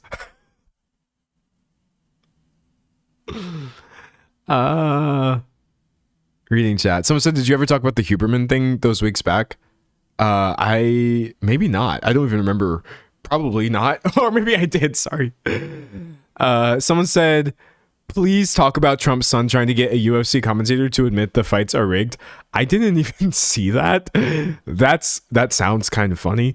One thing that I did see, by the way, when I was just like looking into all of this was, this is so stupid. Let me see if I can find the stories that are coming out now. The FBI foils alleged plot targeting UFC event at the White House. Y'all have to forgive me for being slow to believe this, being hesitant to accept what, well, the government is telling us about this event. But yeah, allegedly, the FBI thwarted a terror plot against the UFC Freedom 250 event, but thankfully everybody's favorite White House director was there, so nothing happened. I don't even think that that's worth reading a single word in a single article about, but just so you know, that headline happened too. Reading chat. Someone said, be so for real. Literally, please. Like, when I saw that come up just a few hours ago, I was like, tell me you're trying to overshadow. Tell me you're trying to... No, just kidding. Maybe something did happen. I don't want to be a conspiracy theorist. Someone said they love the narrative that the left is violent. They're obsessed with the narrative. They literally are obsessed with this idea that we're just constantly, I don't know. Somebody wanted to do something bad at the stupid backyard birthday bash. Maybe. Maybe that did happen. Who knows? Not me. But yeah, that's the last thing I had, and I think I'm just going to leave it on that very stupid note. Thank you, the FBI, for your tireless, thankless nonsense. And someone said they really think this is an action film. Anyways, everybody say goodbye. I'm not leaving. If this is your first stream and you're like, why is everybody spamming goodbye? They're not spamming. It's just a lot of people at once. I'm going to put this in the outro of my video, put that up tomorrow, and then we'll go to some other topics. Oh my gosh. Pisses me off so bad, dude. Someone said these are the same men crying about misandry. Oh, buddy. Misandry. We've talked about that one before. All right, I see everybody saying goodbye. Anyways, that is absolutely all I have to say about the UFC Freedom 250 event. Hopefully you literally never have to think about this ever again. I know I will certainly try not to, but yeah, I recorded this live right here on YouTube, where I stream quite frequently Tuesdays, Thursdays, and Saturdays at 12 p.m. Eastern time. Unless I don't, in which case I'm probably just, I don't know, like sleeping or something. But yeah, hopefully I see you in the next stream or the next video. And if not, it doesn't matter at all. Okay, bye. All right, we good. Let's chill for a second. What a topic, man. What a topic. Dude, that clown world. No, that's disrespectful to clowns. I love clowns. That's absolutely not clown world. Clowns work pretty hard. They go to school for this joint. We live in this world, the bad place. Someone said random, but I love that you start your video captions without caps lock. Thank you. I am very married to my lowercase aesthetic. I don't know why. I personally think that all lowercase titles are just like funnier. They're not, and I usually am typing things that are not funny, but sometimes I'm just like, I'm just gonna put this the way I would if I was texting. I've said this, or I don't know if I've told you all this, but I think the thing I try to make it sound like with my actual video titles, not usually my stream titles, I want it to feel like you got a text from me. Like the people who have notifications on for me for my video content, I want it to feel like it's almost like a text. I know that's parasocial as hell, but I think it encourages me to come up with like catchier, shorter, less clickbaity titles, and I appreciate it. Someone said, as a relative of a clown, I will not accept clown slander. No, I agree. Clowns, leave them out of this. They didn't do this. Someone said it's Tumblr coded for me, the all lowercase thing. Same. Someone said, D'Angelo, this is a random question, but do you like birds? Do you have a favorite bird? I like birds for sure. Do I have a favorite bird? Maybe not off the top of my head, but we have many beautiful birds over here in North Carolina, which is nice. The other day, I was able to take a pretty close-up picture of a house sparrow. Wait, no, it might not have been a house sparrow, but I feel like it was a house sparrow probably. Here, I'll show you a picture of it. It was super, super cute. It was like loud too. Very much attention-seeking behavior, but I excused it because I was just grateful to even be in its presence. Okay, hold on. Where? Oh, wait, I have multiple bird pictures I can show you. I'm just going through my camera roll, just straight up looking for birds, bro. Hold on. We've got that one. We've got... Where did my house sparrow pictures go? Okay, hold on. I swear to God, I had this in my camera roll. I don't wanna like skip it. Okay, you know what? In lieu of wherever my sparrow friend was, I can just show you a few other animal pictures that I've taken, and hopefully you can forgive me for getting your hopes up. I have no idea why I would have even deleted these pictures. Or maybe they're like in the wrong folder or something. All right, I'm gonna move these to I'm going to move these to a folder and then put it in my OneDrive, and then I'll be able to show you. Animals. Ba, ba, ba, ba, ba, ba, ba. All right, we'll do this one right here. It was pretty cute. Let's see. Hold on. Yeah. And then we'll do this one, which I thought was kind of cute. And we will do this third one, which I thought was really cute. And then I'm going to put all of these in a folder and ship it. All right.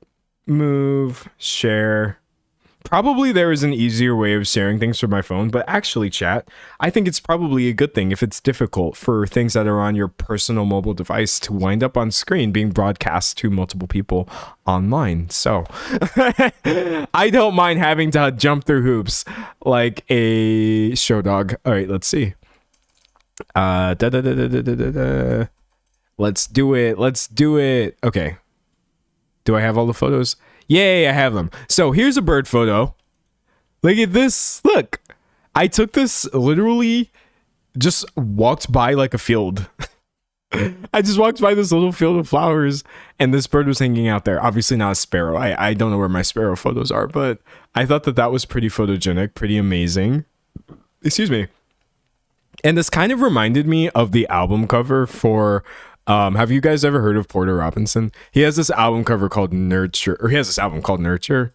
See, I felt like it was this kind of vibe right here, which is something I've always wanted to feel, but my allergies would never allow that to happen.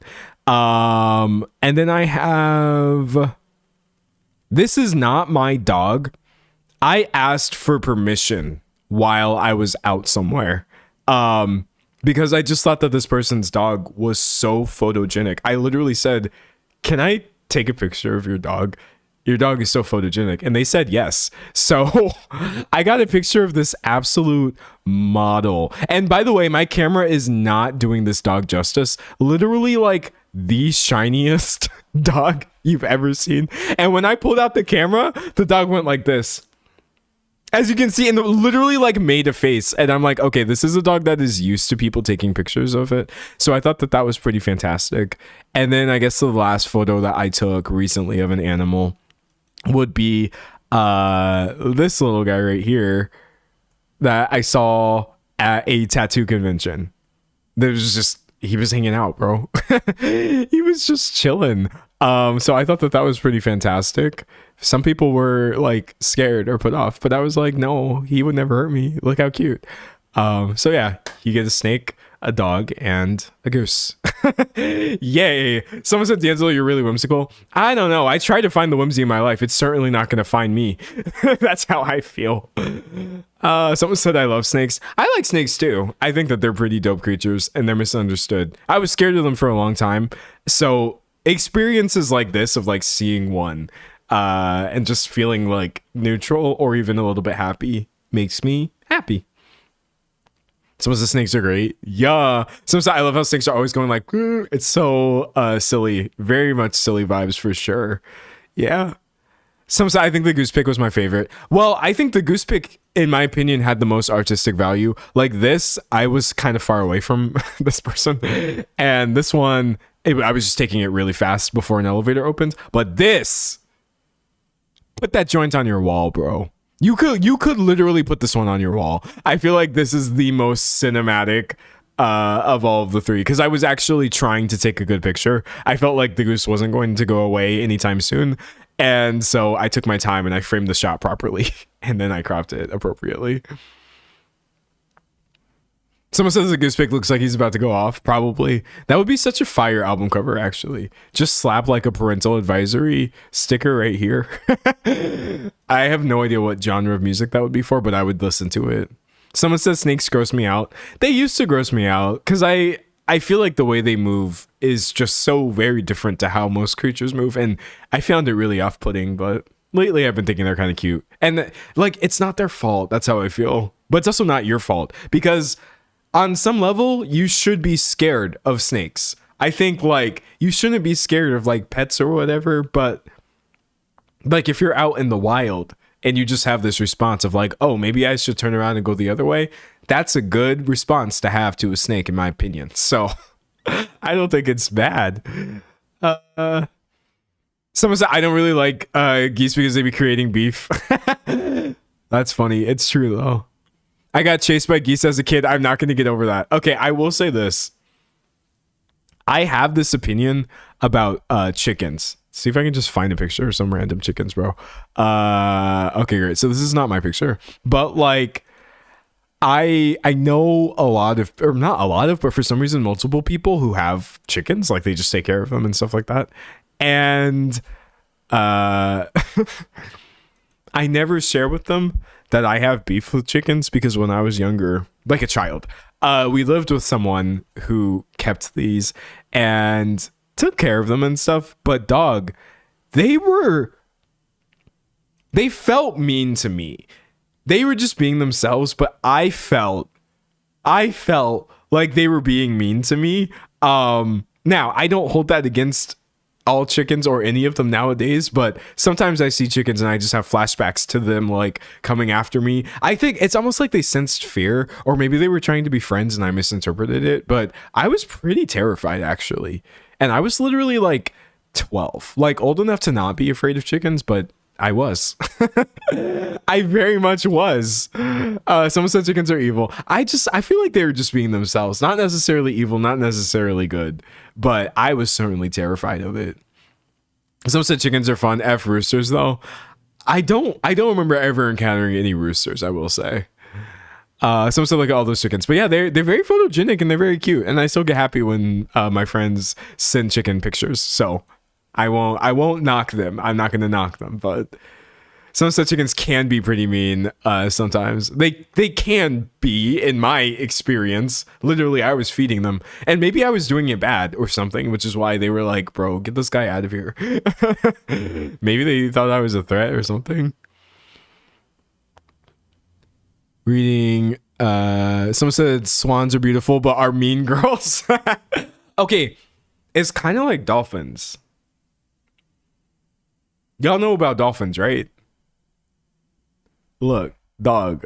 This one's wild to me. I googled dolphins and I'm getting results for the Miami Dolphins. No, I'm looking for the animal.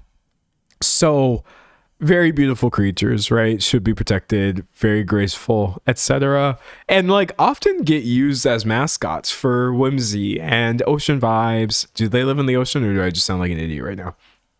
But like low key, the behavior that dolphins can exhibit, again, you have to remind yourself it's not motivated by any inherent good or evil. Those are human concepts. Animals don't like think about things that way, so they're not trying to be awful.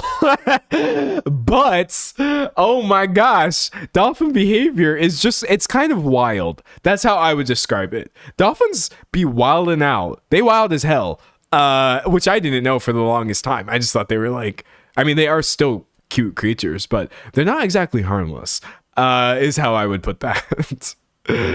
Someone said we don't know that they might be evil. Maybe they do have a concept of good and evil and they're just choosing evil. But no, I genuinely think animals, we should just leave them alone. That's my biggest opinion. Just let them be. They're so cute. I mean, sometimes they're like horrifying to me as a person, but that's okay. That's fine. Reading chat. Someone said not motivated by evil that we know of. Yeah, certainly not that we know of, for real. Someone said they're so cool and cute, but I would literally never want to swim with a wild one. Yes, that's where I'm at on the dolphin discourse that no one is having, by the way. Can I tell y'all a sneak peek of a video that I'm low-key trying to work on? It might not work because this one's a little tricky. I want to talk about brand trips on TikTok because they're getting more dystopian than ever. They've been weird. You may be wondering, how does this have anything to do with dolphins? I don't know. I think my mind went like dolphins, swimming with dolphins, trip, vacation, brand trips, TikTok, upcoming video. I kind of want to talk about this idea of like your vacation turning into sponsored content or just content for your feeds and how that can affect social dynamics. How that kind of plays into other events like weddings, for example, And like sponsored weddings slash influencer weddings are also getting kind of weird. There's just a lot going on. How brands will pay for events to happen, and then weird things will occur. My main issue with this is that the things I'm talking about, they're not like bad in that, like, I'm not talking about a bunch of people who have done bad things. It's not evil to go on a weird brand trip or, you know, things like that. But I'm just trying to put together a coherent enough thesis to talk about, like, dog, what has travel influencing turned into? It's wild. It is wild, man. Someone said, brands, please sponsor my wedding. I mean, low-key, weddings can be expensive, and if somebody wants to pay for it, go off, bro. Someone said, I assume all influencer content is fake AF and I don't trust them. You shouldn't, because even when influencer content is real, it's still fake. I still have to filter everything through the lens of being seen, and that makes it, I would actually say, impossible for me to be completely genuine, despite my attempts to do so. Someone said, I will watch the Hades out of that video. Okay, I'm going to keep working on it. It may not work. Some of my videos, they don't pan out. And it gets kind of sad. Like, one that I was kind of excited about, but then I struggled a little bit with it, was Miss Universe. I will say this.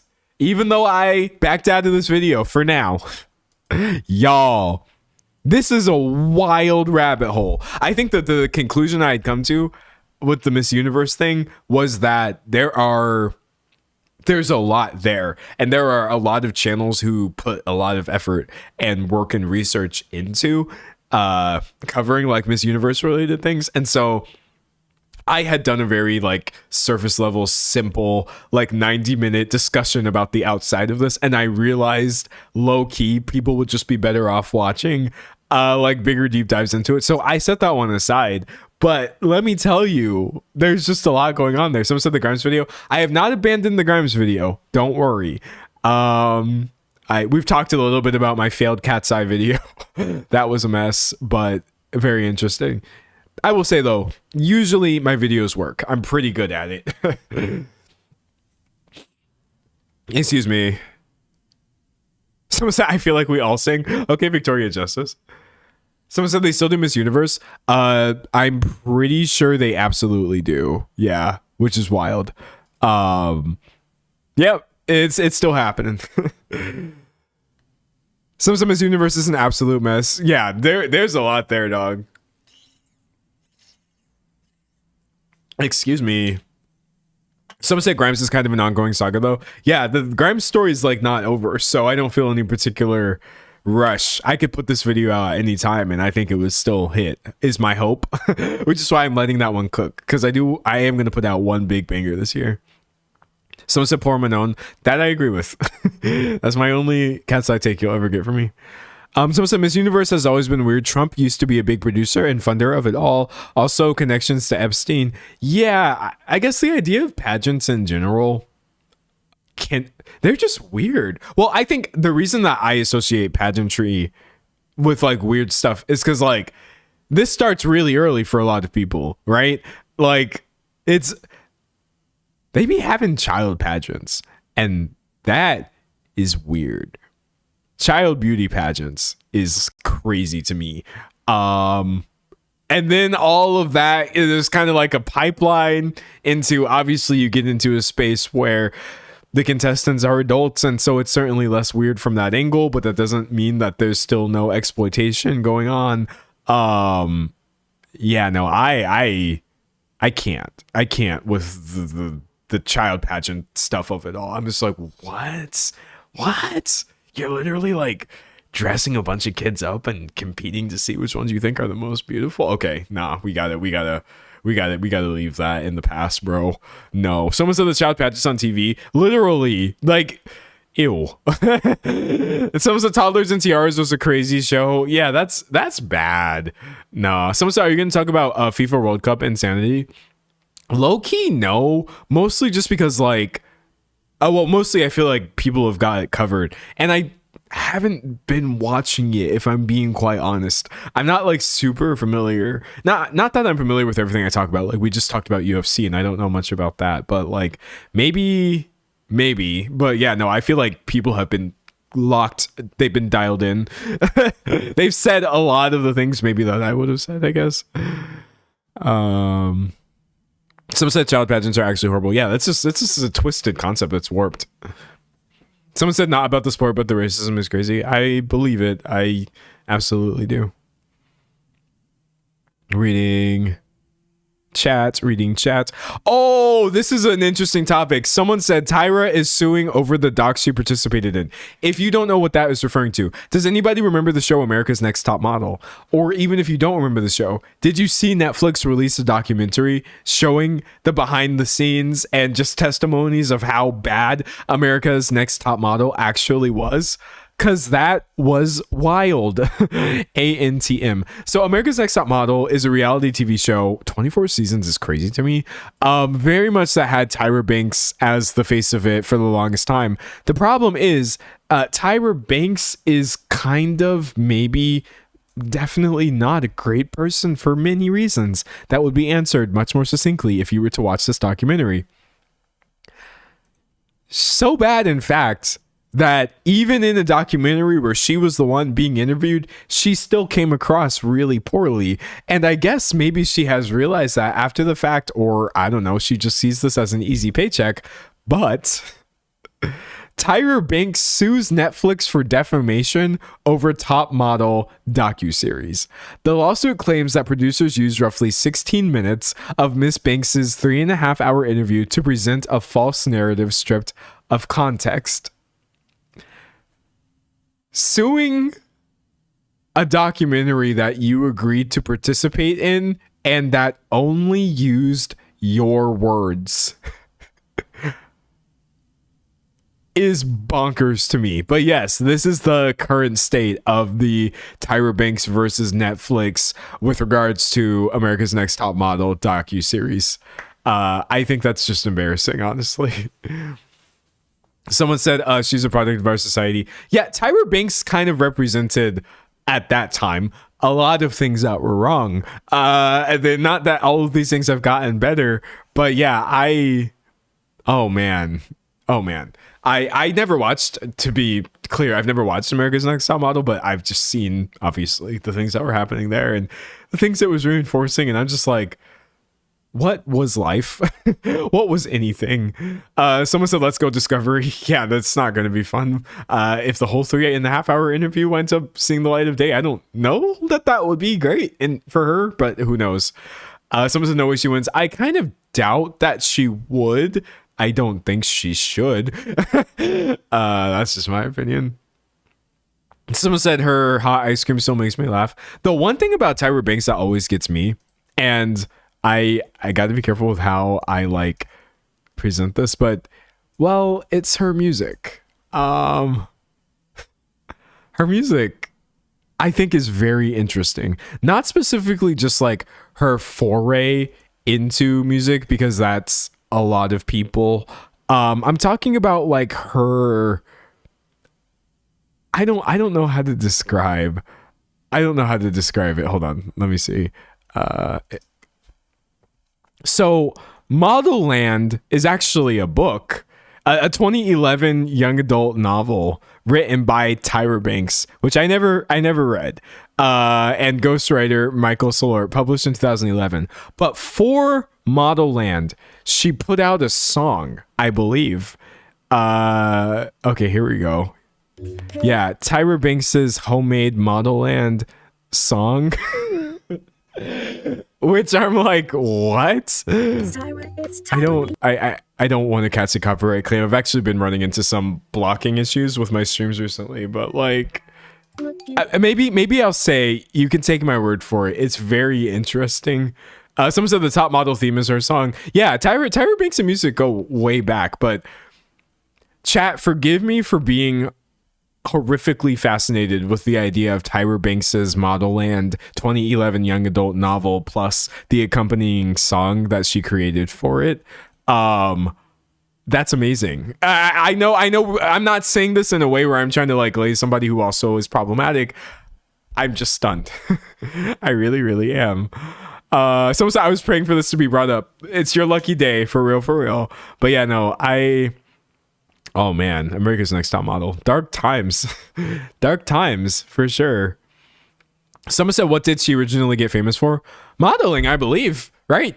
I mostly knew her as like just the person behind America's Next Top Model, but she definitely was a model. Yeah, first. I mean, you can see why she got it, you know, she had the look. But I guess like having the look involves a lot of things, or can involve a lot of things that are very like detrimental. And that is mostly what the issue is with America's Next Top Model, of reinforcing how many like scary, sad, or bad things are happening behind the scenes for this aesthetic that we were trying to foist on a bunch of people. Someone says she modeled since she was a teen. Yeah, no, you duh. Good question though, because like if you never heard of her, it's like, who is Tyra Banks? Someone says she was a supermodel in the 90s. I'm kind of well, okay, wait, whoa, let me check myself. I was about to say I'm kind of sad that I missed the supermodel era, but then I just was like, wait, D'Angelo, are you even listening to yourself? That wasn't good.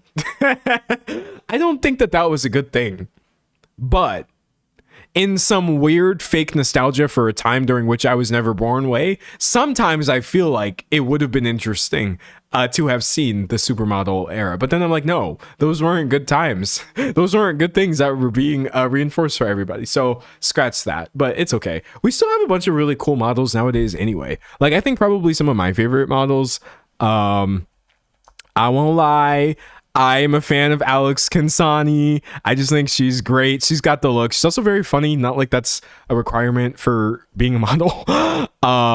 But hands down, bro. Hands down, my favorite. Oh, wait, hold on. I'll do, this isn't a ranking, by the way. I'm not like comparing women or anything, but also, while she's not my number one absolute favorite, Zendaya is literally such a good model, because I feel like a lot of people who are famous for other things will do modeling, but that doesn't make them good at it. That sounded really shady, but I'm just being honest. But Zendaya actually knows how to do the job, and I don't know, it's inspiring. But hands down, I've said this before and I will say it again. I'll say it to the end of time. I don't care. It's a Nakiai, bro. It's just like, when I do think like supermodel, I just think about her. I feel like I don't know how many people who are modeling now that would obviously have been a supermodel during the supermodel era, but she is one of them. She's just so good, bro. Anything like she does just somehow turns into gold. Obviously, it's a lot of collaboration. I just feel like the versatility is literally crazy. I don't know why that picture downloaded. I was just trying to open it bigger. She's in some of my favorite stuff of all time. Like the perfume ads that she's done for Mugler are so crazy. I really like her work quite a bit. So yeah, it's my favorite model for sure. Some say Alex and the Knock are my faves forever. Very understandable. They're both very good. Very, very good. Someone said, what's the difference between bad and good modeling? Well, me as somebody who's never professionally modeled and didn't put in the work to learn how to do that, can't answer that easily. But I will tell you this. I personally believe the difference between bad and good modeling is actually when you're no longer afraid to look ugly. That's my opinion. Because I think, hear me out, I'm going to start sounding really delusional. I need you to work with me.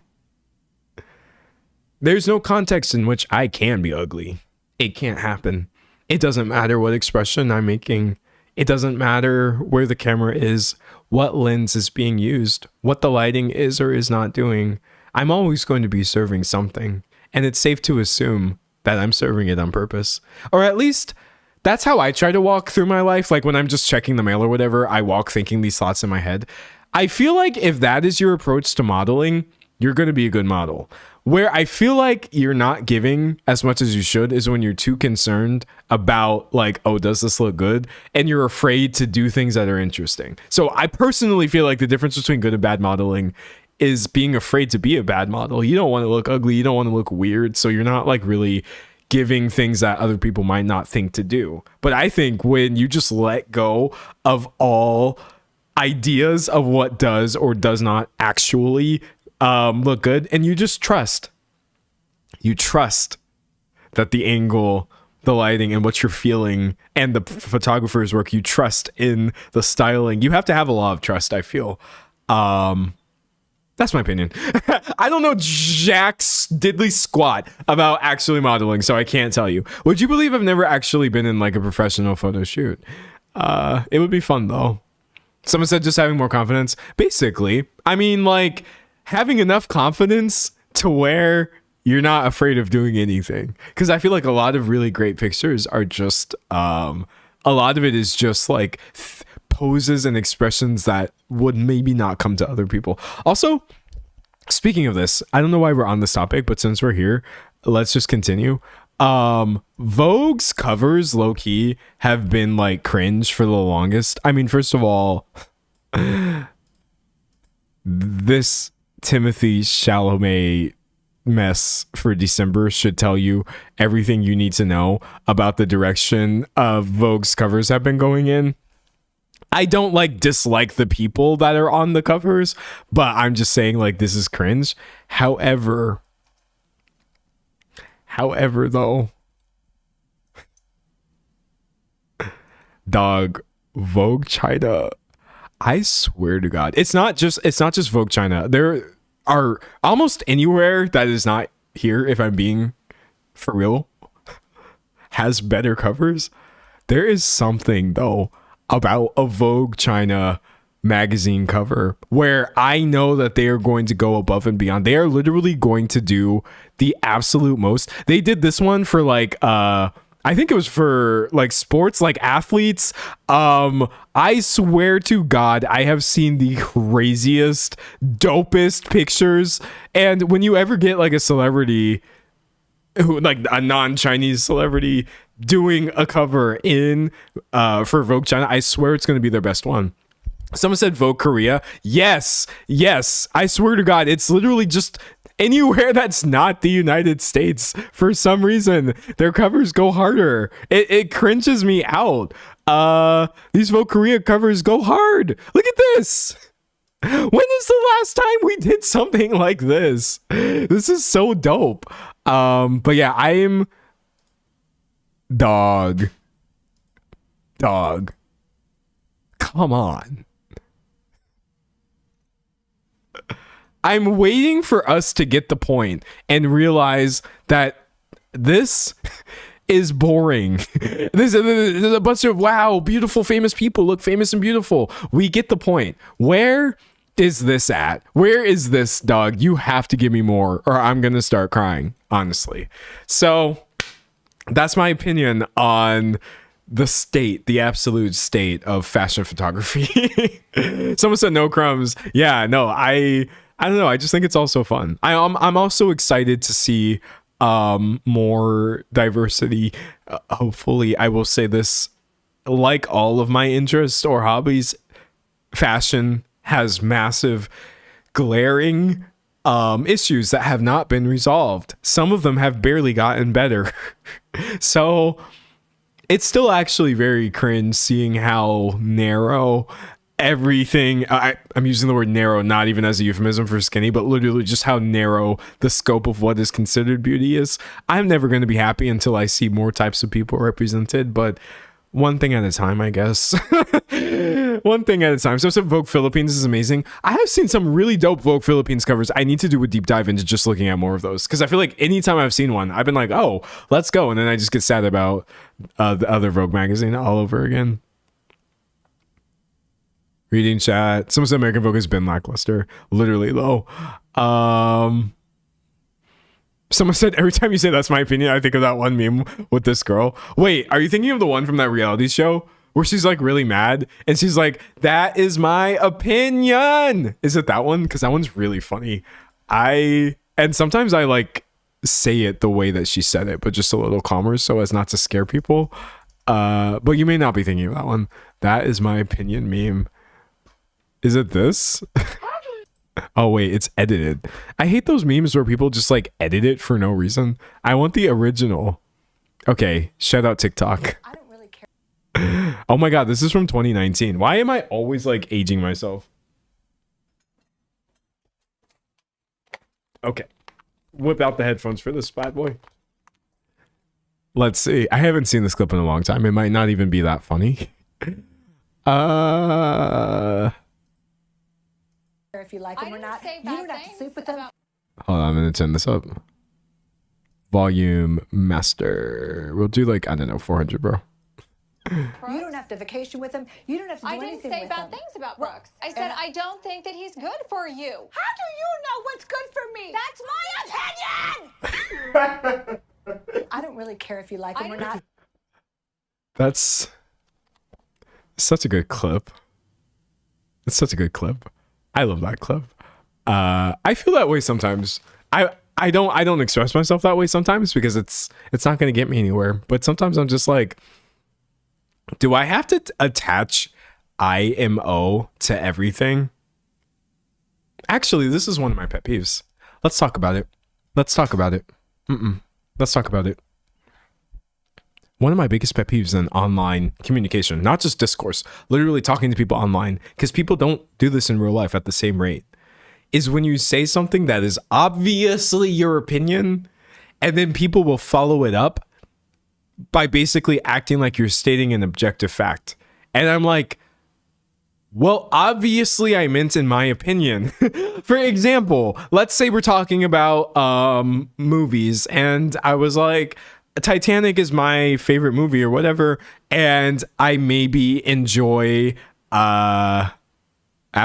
We're just thinking of James Cameron flicks, I guess. I like Titanic better than Avatar. Well, if I say Titanic is better than Avatar, I understand that that sounds like an objective statement, but obviously it's still just my opinion. I understand that people may like the other one better. By the way, I haven't watched either of those movies in their entirety in a very long time. Or I don't even remember if I have. So I'm not really talking about Titanic and Avatar, but I get so annoyed when I have to follow things up with like, in my opinion, obviously. Obviously. Oh my God. Sometimes I feel that people do that to me every time because I speak very emphatically and I'm very opinionated. I ran into that problem as an opinionated person where I felt like I constantly had to follow everything up with like, in my opinion. I think like too, because for me, I almost felt like it was just some sort of social issue on my part where I didn't realize how people respond to things. Things that are like truths in my head or whatever, if I just say them, I'm not trying to invalidate anybody, but people tend to take that very seriously. So yeah, I've experienced a lot of that where I'm just like, dog, you can still like one better than the other. I'm not gonna like, I don't know, beat you up. Someone say in my opinion, I'm not gonna beat you up. Don't worry. Someone said, though, some people are very mad if you disagree with opinions, so you got to say my opinion. That is true too, though. The idea of getting mad because someone disagrees with your opinion is crazy, unless we're talking about obvious cases, like, but then like things aren't opinions. Like if I'm like, well, that was racist, it's probably not an opinion. I'm probably just saying something. That is true. So if you follow that up with like, well, I don't think it was, and then I get mad at you for disagreeing with my opinion, I'm not actually mad at you for disagreeing with my opinion. It's more so like, why are we invalidating racism type beat? I experience that a lot, where things that are not even an opinion, in my opinion, but then you will get treated as the crazy person for trying to hold your ground, and people will call you the intolerant one. And I'm like, nah, bro, we ain't over here talking about movies. So in certain contexts, I will get heated over that type of thing. But when it comes to things that don't really matter that much to our day-to-day lives, even though movies do matter, but not in that way, it pisses me off, dude. Someone said my ex would get very worked up about conflicting opinions. It's very annoying. Yeah, I really think some people like struggle not to take it personally, which is like, okay. I don't know what you want me to do about that. Someone said it's just a difference of opinion when the subject is human rights. Yeah, no, in that case, miss me with that. No, miss me. You're very much correct, though. Someone said always playing dumb about racism. People do, for sure. Someone said anyone with headcanons online, especially if they're 19 or early 20s, will put a hit on you if you disagree with them. Yeah, I mean, people can be really dodgy about headcanons. I will say this, as somebody who has a few, I'm open to all interpretations because I guess I also create things too. And so I love the idea that you can interpret fiction however you want or however is meaningful or it speaks to you. So I guess if I said something that I felt like was a headcanon and someone disagreed with it, I'd be like, that's fine. That was just the way I saw it. But I have seen people be like, no, like what I'm saying my headcanon is obviously the intention of the media. And I'm like, okay. It's not a common position, but I've seen it come up every now and then. And I'm like, I guess I missed the memo. Someone said, what's a headcanon? I'm dumb. I just got here. No, you're not dumb. You're probably not as online as people who know what a headcanon is off the top of their head. Basically, canon just refers to things that are confirmed by the creator of a media. So for example, in Star Wars, it is canon that Darth Vader is Luke Skywalker's father, obviously. Yeah, I had to think about that. I haven't watched Star Wars in a while. That's canon, right? The things that are confirmed and part of the story. It is not canon, for example, that Luke Skywalker is a queer icon. That's technically not in the script. And it's not something that I guess is supported by anything George Lucas has said or done. And yet, that's my headcanon for sure. Someone says spoilers. Oh, sorry, I spoiled one of the most iconic film plot twists of all time. My headcanon is that we've been new. Luke Skywalker is obviously a queer icon. Now, if you want to start talking about what kind of queer icon, that's fine. Like, if you're like, I think he is, I don't know, a bi icon or a non-binary icon, I can get down with all of that as long as we on some level agree, obviously. Like, we know he came to serve for real. He came to save everyone and serve everyone, is my opinion. That's just a headcanon. Someone says, show the picture. I don't know if I'm going to be able to find the picture. It's the, hold on. It's the boots for me, dog. It's literally the boots for me. Hold on. I'm not going to be able to find it. Luke Skywalker boots. Is that going to take me anywhere? Oh, that's like a figure of him in the boots. Okay. Yeah, sorry. Or is this a photo? No, it's a toy. Whatever, chat. Basically, if I could find the real version of what this is modeled off of, I could very easily do a PowerPoint presentation about how I believe Luke Skywalker is like obviously an icon, mostly because nobody told him to show up in those boots. It wasn't necessary. He was just like, you know what? We got to give that extra little bit. And he did. And he does that in all of his outfits. It's very interesting. But yeah, I hope that explains what a headcanon is. Now, obviously, on some level, I'm joking, except for the part where I'm not. And so if you were then to say, well, I disagree, that's fine. But some people can be like, well, no, he is because reasons. And I'm like, that's fair, I guess. I don't know what to tell you. Someone said, why is his hair edited? I think this is a toy. This is just a very, very highly detailed action figure, I believe, because his hands look pretty plasticky too, I think. I could be wrong. Or maybe I'm just saying mean things about a real picture. I don't know. I don't know. Someone said Luke Runway Walker. Exactly. Wait, hold on. Cause I need the picture of him in the all black. Okay. Where he at? Okay, once again, I don't know why this is such a poorly done picture, or like it's so low quality. But listen, nobody serves that hard for no reason. Okay? So yeah, that's my headcanon. That's my headcanon. Luke Skywalker, gender icon. Someone said the boots was made for skywalking. Exactly. Someone said, guys, what would be Luke's drag name? What would be Luke Skywalker's drag name? What would be Luke Skywalker's drag name? That is such a good question. I'm trying not to look at chat because I don't want to get inspired by you guys' answers. So your name is Luke. I mean, you could keep the first name Luke if you wanted to. You could change it. You could be, I don't know, Lulu. You could be I don't know. What are we clocking instead of walking? Sky clocker. I don't know. I think I don't know. There's many ways that you could go. Some of them are a little inappropriate, but I think they would be kind of funny. Someone smarter than me could do this. I think my issue. Someone said Luke L like look. Wait, hold on. Wait.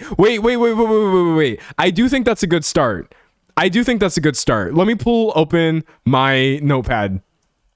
I think instead of going the obvious route of trying to like find maybe a more traditionally feminine sounding name than Luke, you could just do this for the first name. I think that will be hilarious because this is a commonly used phrase where you're serving a look, a look. So you could be Luke, but then what would be the last name though? Luke Jawdropper. That's a pretty good one. Wait, that's a pretty good one actually. But I feel like there's some room to work with. Starting from here, you can push this into a smarter space. I think the issue that I've always had is I've never been smart enough to be a drag queen. Especially if you hear a lot of them like just doing improv comedy, which I think is a pretty big part of drag. I can't do that. So I have never felt clever enough. It takes me too long to think of things. I would be in a room full of queens and they would literally be like, I don't know, reading each other to filth. And I'd just be sitting there like, no, you. It would be bad. Someone said Catwalker. Wait, that one kind of gives too, actually, low-key, like Luke Catwalker. There's a lot of ways that you could go. Like, these are bad because I'm bad at this, but truthfully, someone could do this better than me. Someone says Slay Clocker. Exactly. I still feel like low-key there's room to work with the clocker thing. For real. Clock that. Run Walker. Someone said you're so artistic though your drag outfits would eat. I feel like I would be one of those queens with no personality, sadly. Well, wait, that sounds bad. Wait, hold on. I feel like what I was trying to say, I feel like I'm gonna get mugged by somebody with really tall hair or an amazing dress if I don't clear this up. Every drag queen moves differently and has a different thing that is her main thing. I feel like with many drag queens, it's obviously the humor, right, of it all, or it can be the outfits or like a specific color is what I'm trying to say here. What I'm getting at is there are some where it's mostly look focused before personality. I'm not trying to say I can think of any drag queens who don't have a personality. Please don't come for me. That's what I'm getting at. I think low key, everybody would get annoyed with me. Like if I was doing any sort of competition, because I would mostly just be trying to focus on serving harder than everyone else. And that would probably make me bad at my job, but I know that this is what would happen. I'd be like, I can't be as funny as everyone. I know that this like lip sync isn't going to go very well. I can't move as elegantly, but I can serve face though. And I would serve as much face as humanly possible if I was a drag queen. It would be like my only option. Truly. Reading chat. I started doing drag for the first time in April and I've been making extra money. It's honestly fun. It seems fun. It seems like a lot of work, but it also seems fun. Someone said RuPaul's Drag Race with Darth Vader as a guest judge. Someone has to lip sync. It's literally for their life. Imagine you're lip syncing for your life and Darth Vader's like, nah, bro. And just like force chokes you off screen. That was a very nerdy merging of worlds there, but I think that would be funny. Not funny in real life, but certainly funny. Someone said serve face so they don't see the lack of everything else. Exactly. At the end of the day, if it's like, okay, D'Angelo or whatever your name is in this drag context, you got to defend yourself, bro. Like, or girl, what is it that is a reason you should stay when everyone else here is working so hard? Everyone else here is so talented. They are so clever. They are so dialed in with the pop culture references. why do you think that you deserve to stay in this competition? And I would just be like, look at the material. References? You can find references anywhere. Where are you going to find this? In the pages of Vogue magazine. On the cover of Vogue China, Vogue Korea, Vogue Philippines. And then everybody would be like, we have to get rid of her. I'm sorry, she's the most annoying person here and Twitter would hate me. But I would just fall back on the way that I look at the end of the day, which is not really the main point of drag. I know that to be true, so it would be bad. But I would do that for real though. I would just be like, well, and I look pretty as hell when I did it, so I lost the challenge and still served. What are you gonna do about it? It's almost I'm incapable of losing, really, when at the end of the day, I don't know who served the hardest. Yeah, I would be bad. I would be terrible in this context. So it's good that I'm not that person. Someone said, what would be your drag name? I don't really know. Would you believe I've never actually thought about it? Just because drag isn't something I've ever tried to do.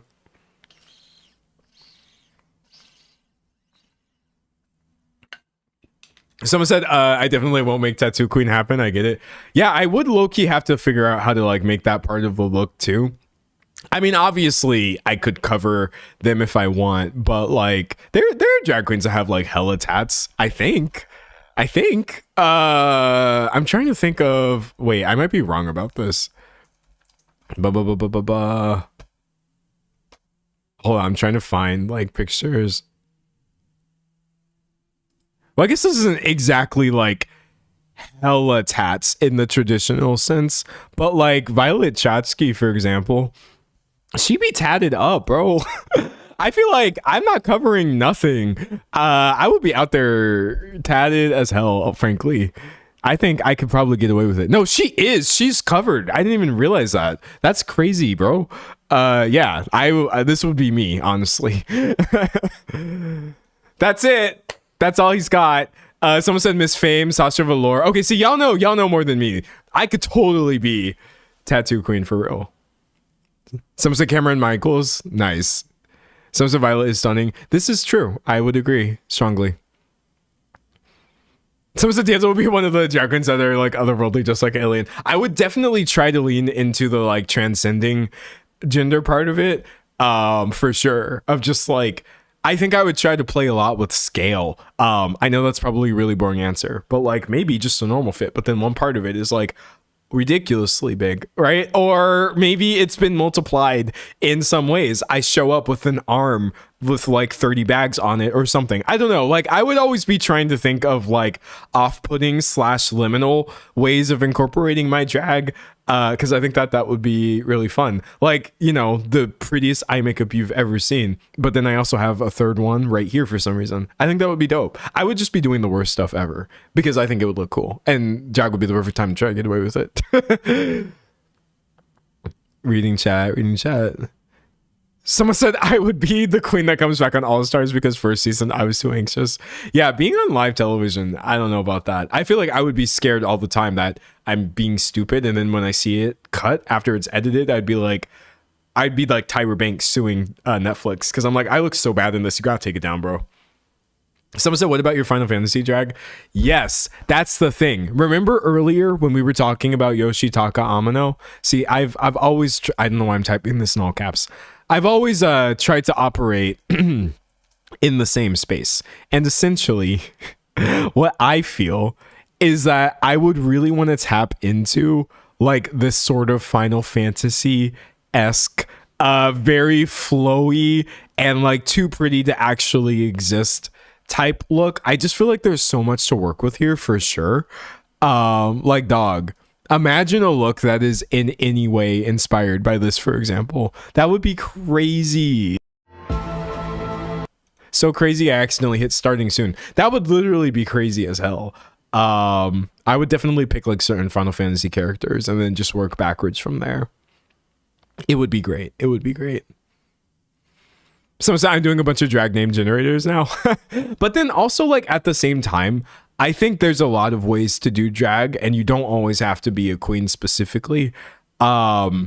And I do think probably instead of that, I would like focus more on sort of genderless, agender slash non-binary type stuff, because I think that would be really fun too.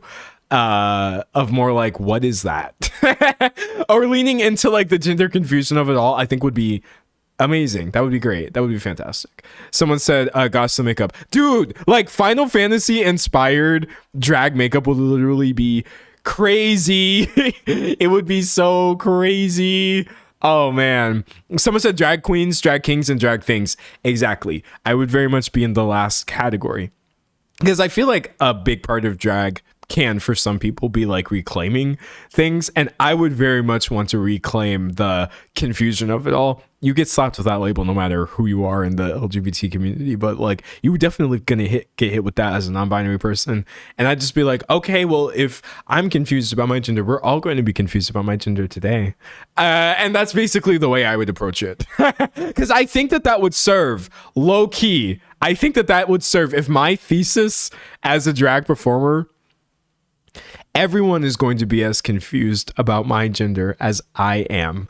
And then, and only then, will I be happy. It reminds me of that meme from Shin Megami Tensei. Wait, let me see if I can find it. Well, it's not specifically from this, but somebody did it with the character from that, and it made me laugh. I'm not going to be able to find this because we're getting too niche right here. Oh no, I found it. Okay, great. I can't believe I literally just pulled this off the dome. Am I a boy? Am I a girl? Who knows? But everyone finds me hot, and that makes everyone gay. That, including the image behind it, would just truly be my entire thesis. Nothing. Bro, I gotta stop hitting the wrong buttons. I really gotta rearrange my space to where they're not all next to each other. But anyways, nothing more, nothing less. Someone said Shin Megami Tensei mention. I love me some Atlas games. I'm very psyched for Persona 6, even though they haven't shown anything from that game at all. Someone said a non-gendered and all-gendered queen. Exactly. You understand.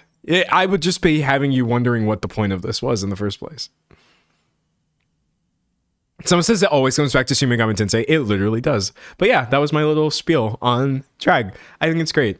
And for every drag queen, harmless drag queen that weirdo conservatives continue to fixate on and get mad at, I hope there's an additional 2 more drag queen story times.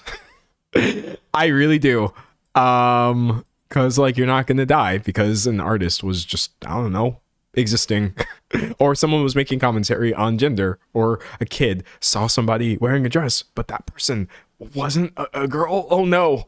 Yeah, terrible. Also, a lot of like drag queens are also women too, which is interesting.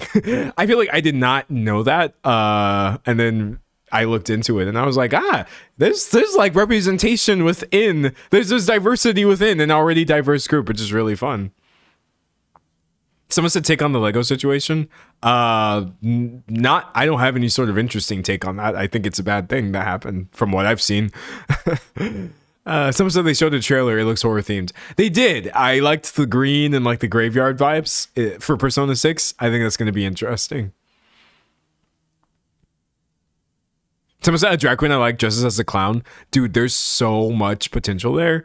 That clowns, man, that's amazing. Someone said, wait, I can do drag as a woman. If you're being for real, yes, you absolutely can do drag as a woman. If like you're seriously asking, no one's going to stop you. Or if they do, they don't matter. You could be a drag queen all you want. Someone said, good, genuine question. Does the US not have like costume type festivals for kids? Not Halloween, but like carnival stuff? We have Halloween, I guess, is my biggest answer to that. There's no other major holidays where I think we encourage kids to like be in costumes or anything. Someone said, are those double verticals? I've never seen anyone else with those in the wild. Yes. These are my double vertical labrets, which I'm so very proud of. My favorite piercings for sure. Someone said you can, but someone will be haters about it. Yeah, no, you gotta just power forward. You got this. Someone said cis female drag queens, kings, and monarchs are also awesome. I would have to agree. Yes. Someone said there's this one drag queen that dresses in really like dark drag and always makes skits. I love them. Yeah. Oh, dark. I feel like low key, just based off of the way I go about my life anyway, like dressing and stuff, there's a lot of room for like really dark looks and stuff. And a lot of Final Fantasy, he's back to talking about Final Fantasy. A lot of Final Fantasy stuff can get really dark and black quickly. So that's something to work in. Think about your Clouds from Final Fantasy 7 or your Lulus from Final Fantasy 10. So yeah, let's get very, very emo, very scary. Someone said random, but your mic setup looks so nice. The pink is so cute. Thank you. A friend had this idea right here because, the actual mic arm itself is this color right here, which was reading as kind of like white. But a friend of mine was like, oh, I have this pink thread, which is really similar to your background cover. Will you let me wrap this mic arm for you? And so now the vast majority of my mic, as you can see, like behind the thread is actually almost white, which is not the look I'm going for. And that was the final thing that tied this together. I'm just like, dog, you are so brilliant. I'm so happy. Someone said, is the stream about to end? I don't think so. I was just killing time. I know I'm talking about like the most random stuff ever, but I have an idea for one other thing, but I'm just waiting to see what the vibes are.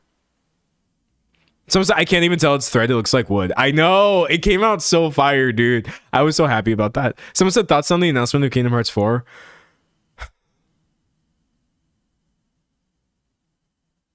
I'll believe it when I see it. I'm excited insofar as I'm legally obligated to be excited about anything that would result in a new song from Utada Hikaru, but well, I haven't heard anything yet, so someone said no, my meds haven't kicked in yet, and I'm using this stream to distract myself. Ninja Vanish. I'll throw glitter at the screen until your meds kick in happily. Someone said same. Yeah, no, if you're saying same to waiting for new Utada music, bro, that's going to be great. I mean, they have been releasing music very consistently already, but a new Kingdom Hearts track, oh yeah. Someone said thoughts on the UK banning under 16s from all social media, including YouTube. I saw that. A UK friend of mine had sent something about that. I want to make sure that this is actually like, I'm talking about this correctly without spreading misinformation. Yes. Britain will ban under 16s from social media apps, including TikTok and YouTube. Okay, so this is true. Britain will ban children under 16 from using a range of social media apps, including Snapchat, TikTok, and YouTube to protect young people from harmful content and excessive screen time. I keep pressing the wrong button. I don't think I have I don't know what the right take on that is. I don't know what I'm supposed to say. That's really tricky when you start talking about like banning things and then me being like, yes, this is good, because that can often be bad or can result in like trying to collect people's IDs and store them, and then it gets hacked and stuff like that. So like, I don't want to sit here and be like, yeah, this is obviously a great move from Keir Starmer. Bro, okay, hold on. I'm rearranging my thing right now. I'm moving PC towards the top, and my, okay, there we go. Okay, great. There should be no reason. Sorry if that was like flashing lights. I didn't think about it. There should be no reason for me to click the wrong button again. Anyways, someone said YouTube was low-key damaging to my psyche as a child. I think it's mostly a good thing. I think objectively good will come out of this for sure. I really hesitate to say. I'm just not educated enough to know if this is a good thing. I'm sorry. I don't want to do the streamer thing where it's like bringing up a political thing and I'm giving you this non-answer. I don't know. I don't know if this is good. Someone said you use OBS. Yes, I use OBS. Someone said we just got official ID verification too here in Denmark, and like not doing that to use YouTube. Yeah. Someone said, I think teen accounts should be better. That makes a little bit more sense to me, putting safeguards in place where I don't know. Yeah, that's really tricky, dog. Someone says YouTube has been my whole life, man. Pretty much same. Pretty much like not my whole life, but a huge portion of it for sure. Someone said no YouTube for anyone under 16 at all is crazy. That does feel kind of extreme to me though. Like you're 15 and you're not allowed to watch videos on YouTube. Like I guess I don't understand. I don't know, man. I really don't know. Someone says YouTube teaches a lot. Someone else said the ban could result in LGBT kids having unsupportive parents, who have unsupportive parents not having access to resources. Oh, I agree. Actually, I know that from personal experience. The internet was very helpful for me, but it was also detrimental in so many ways too. But yeah, no, I bet you there's a streamer who knows the law and knows ethics that could easily be like, this is a great move, or be like, no, this is stupid and no one should support this. But I mostly just like, obviously something should be done to mitigate what social media is objectively doing to the youth. I'm not really sure that this is the right answer. Someone said capping social media, not AI, is nuts. Yeah, no, priorities for real though. Someone said disability advocates are speaking out against it as well. Yeah, this just doesn't sound like the maximally correct answer by any means, no matter how much it's being framed as something that is helpful, or even if it will cause good in some ways, is my current stance, but very open to educating myself and learning. So that's a horrible and stupid law. Yeah, it doesn't sound good. I feel like banning things is usually just not like good when we're talking about obvious social media is harmful. I don't know. I just know that you have to be really careful when you're like supporting bans for things, because they so often wind up affecting people who, I don't know, dog, it's tricky.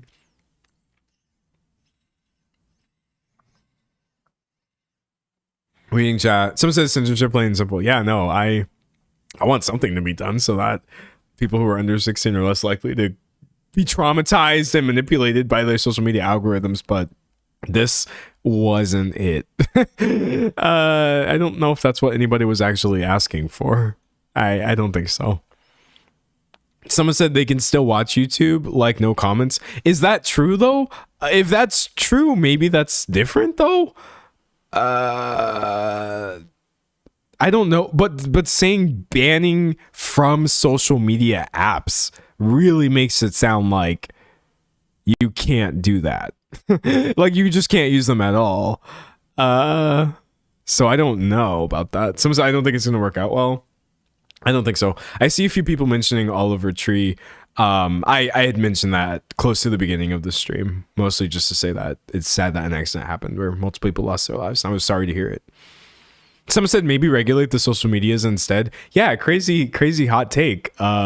Maybe Meta and Google and ByteDance, is that TikTok, have more responsibility than just being banned and being like, okay, well now we don't have to care at all.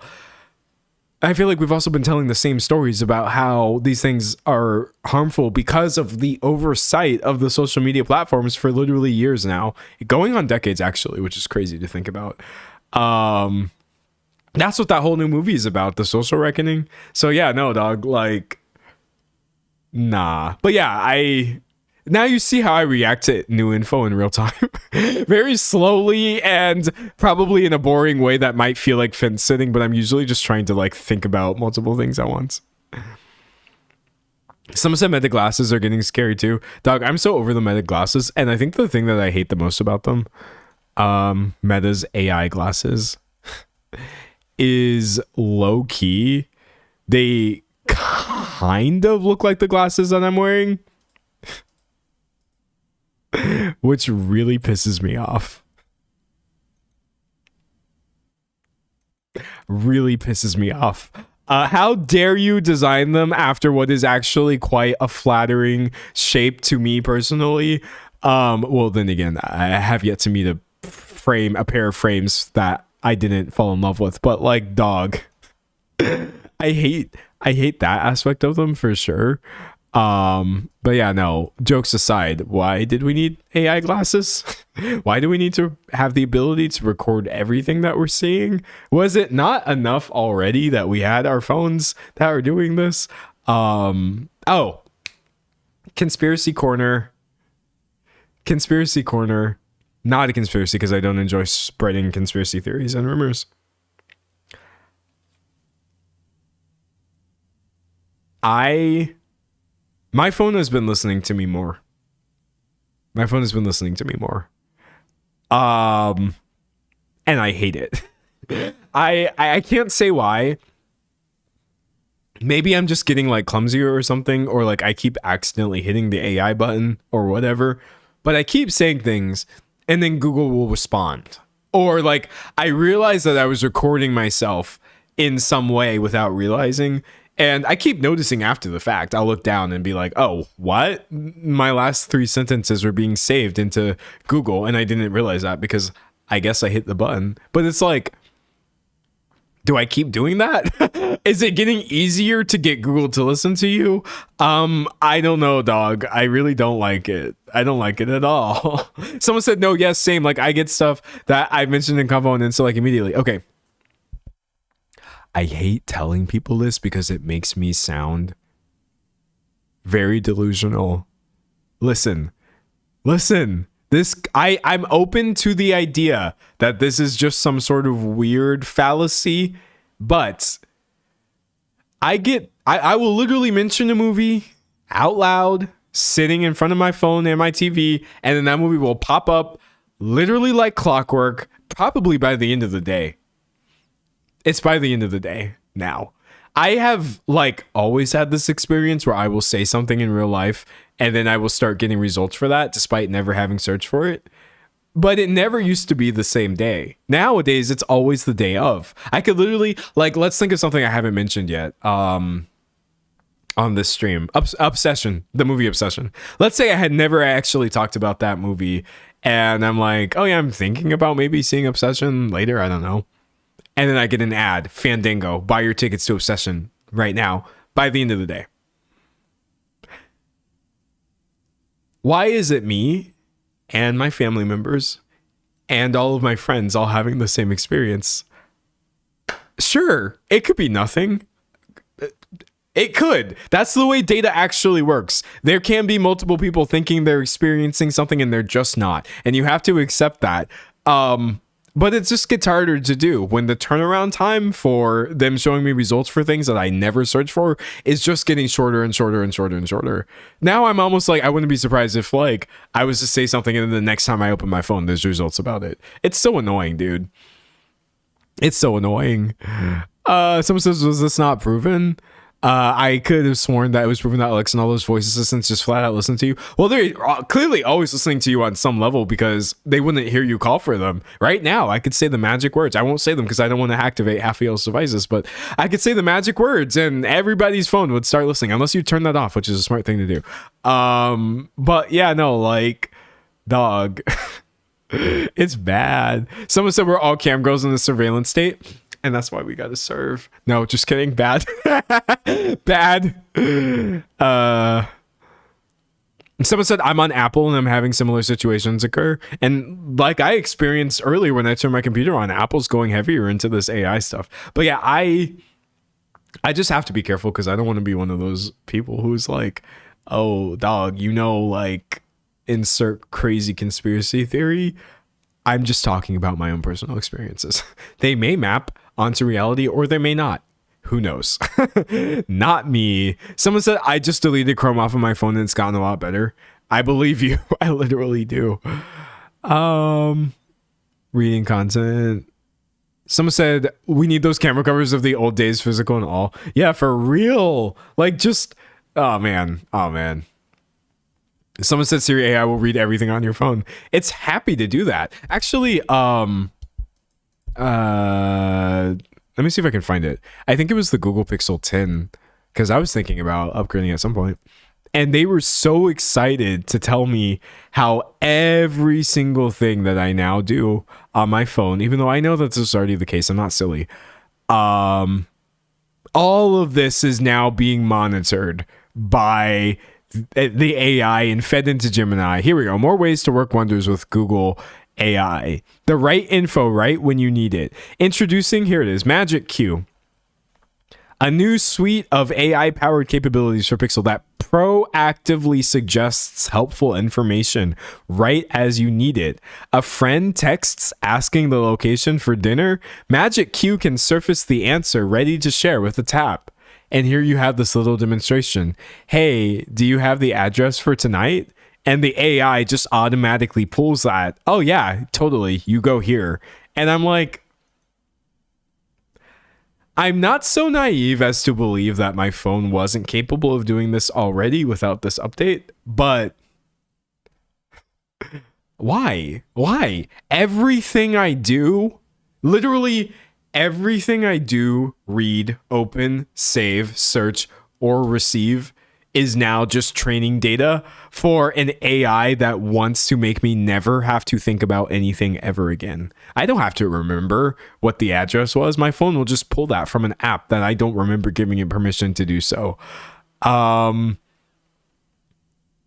thanks. I don't like it. I think when I was younger, I used to be really into this idea of this happening because I was, well, a lot younger and it was far off. It didn't seem like it actually would happen. But now that it's here, it's very off-putting. It's just so off-putting. Someone said nobody wants this. Maybe some people do, but I certainly do not. I literally just was like, I don't need a new phone. I don't want Magic Q and I don't have it right now. So thank God.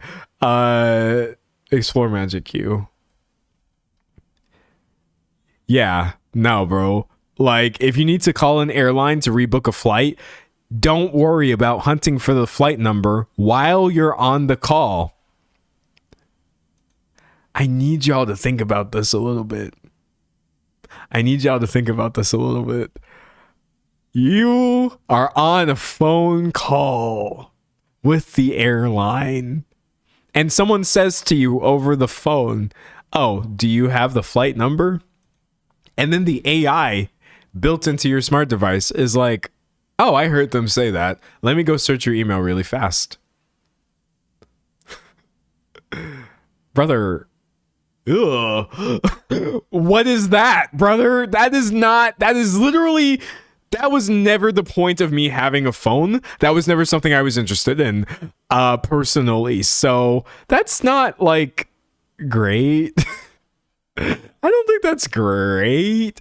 No, I don't think that's great.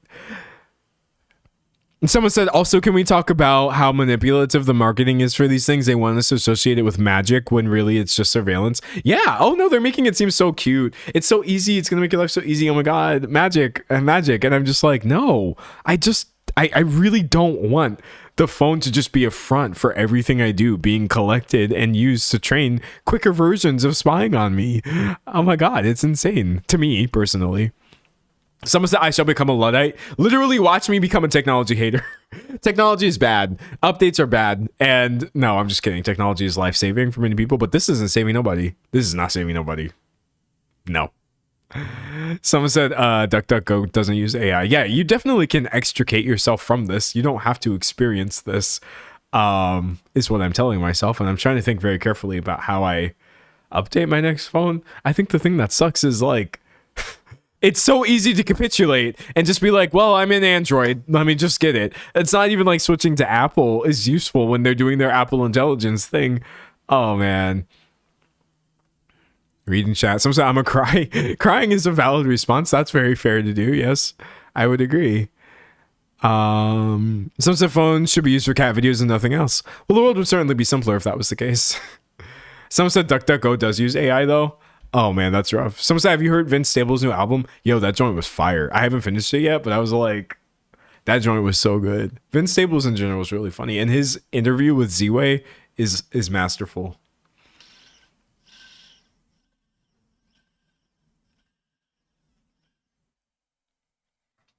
Someone said, I hate that having a phone is basically literally needed to even live in modern day society now. Yeah, it pretty much is. It's been made necessary in so many various ways. It's annoying. So you can't turn off the AI though. You can. you can turn off the AI, you can opt out of things, but I think what's worrying about this is like you cannot at the end of the day opt out of the internet. Maybe you can, but the entire experience is being pushed into this space very rapidly, very effectively, and in a way that feels irreversible and difficult to resist. So for every AI you turn off, which you should turn off all of them, there's some new thing that you can't opt out of, and that's what's been bothering me a lot. Someone says it's really off though. Yeah, dog, it's tricky. Sometimes I miss my old pink Motorola. Oh my god, that was a vibe though, that era. I mean, Motorola still makes phones, but reading chat. Someone said opting out is so much harder than opting in. That's what's so obnoxious about it. Yeah, not to mention they make opting out of it difficult. Like recently, a few of my friends are in Europe and they like to use WhatsApp to communicate with me. And I'm like, that's fine. So one of them told me recently, and they might, I don't know, maybe I misunderstood, but I think what they were telling me was like, oh, Meta AI is trying to read all of our messages. I need to turn this thing on for our chat. But actually, now that I've turned this on, my phone can't auto save media anymore, which is something that I actually did use. So they will literally roll features together now where you turn off the AI, but oh, you're actually turning off this other thing that you did want. And I'm like, there's no way. So if opting out of AI, for example, means you've completely opted out of having access to the internet, I'm not saying it's going to get that extreme, but if they're already doing little things like this, dog, is bad. It's bad. It is not good. Someone says, imagine having to relearn looking up books by Dewey Decimals and cry. Yo, the Dewey Decimal System is lit though. Someone said WhatsApp was so good pre-Zuckerberg. Shout out Meta. He said sarcastically. Well, he should pre-pop back.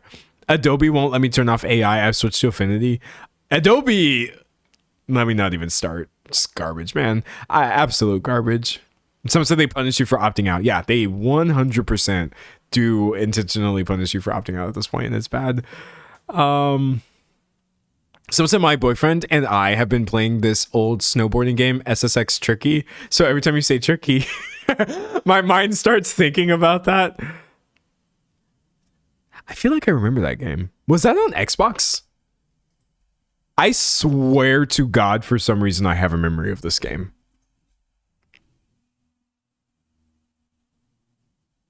Okay, hold on.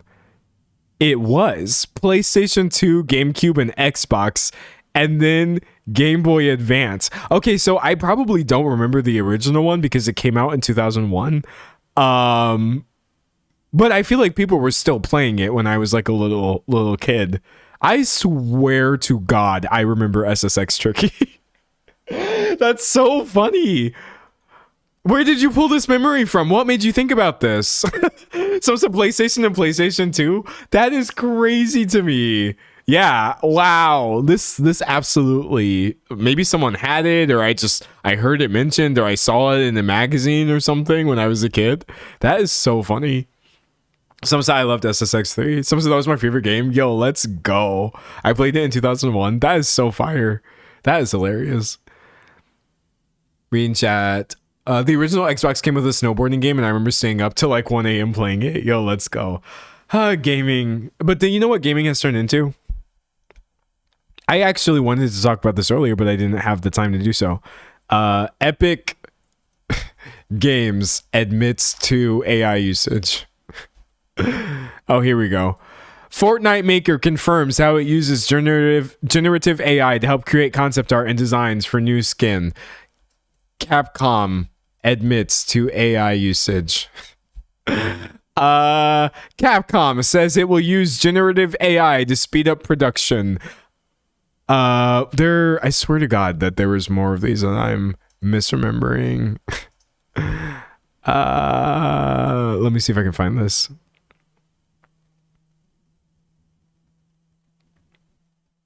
Yeah, I think so. I think Larian also did this. I didn't want to like slander them. I didn't want to slander them incorrectly. Oh, no, wait, hold on. This isn't generative AI per se, but even this idea of it would be irresponsible for us not to evaluate new technologies. Let's see. But Bloomberg, with the CEO, suggested Larian has been pushing hard on generative AI, but they've said they are not. They're offering it as an optional tool for devs that want to generate a reference image for concept artists to use. Okay, so they are using it. So they are using it. That's what that says. So I'm just like, oh my God, bro. Studio after studio after studio is coming out and being like, we are all going to use generative AI and you can't stop us. And I'm like, okay. Where am I supposed to go from here? What am I supposed to do with that information? Oh my God. Someone said companies really hate hiring people. Yeah, they do. That's gaming now. Gaming for You was a snowboarding game in the 2000s. It was a snowboarding game that came with the Xbox that so many people worked hard on, and no one even really knew what home gaming could look like. And now it's like the fifth studio in the past few months says like we're proudly trying out new generative AI technology. And I'm like, okay, cool. Great. That's why I paid so much money to all of these companies, which just makes me feel like a goofball. Like maybe it makes me feel a little silly, but okay. Someone said the thing that's literally raising the cost of video games as a hobby. Yeah, it is though, because you have all of this rampant AI usage leading to all of these like shortages, which is increasing the price of things that we were just trying to buy to play the games in the first place. And yeah, it's self-destroying. It's really insane though. Someone said let's go back to arcade games or something. For real, bro. Someone said indie video games, my beloved. Yes, surely. I feel much less weird about giving money to an indie game creator than any sort of big company. Someone said if Nintendo ever admitted this, I'd be devastated.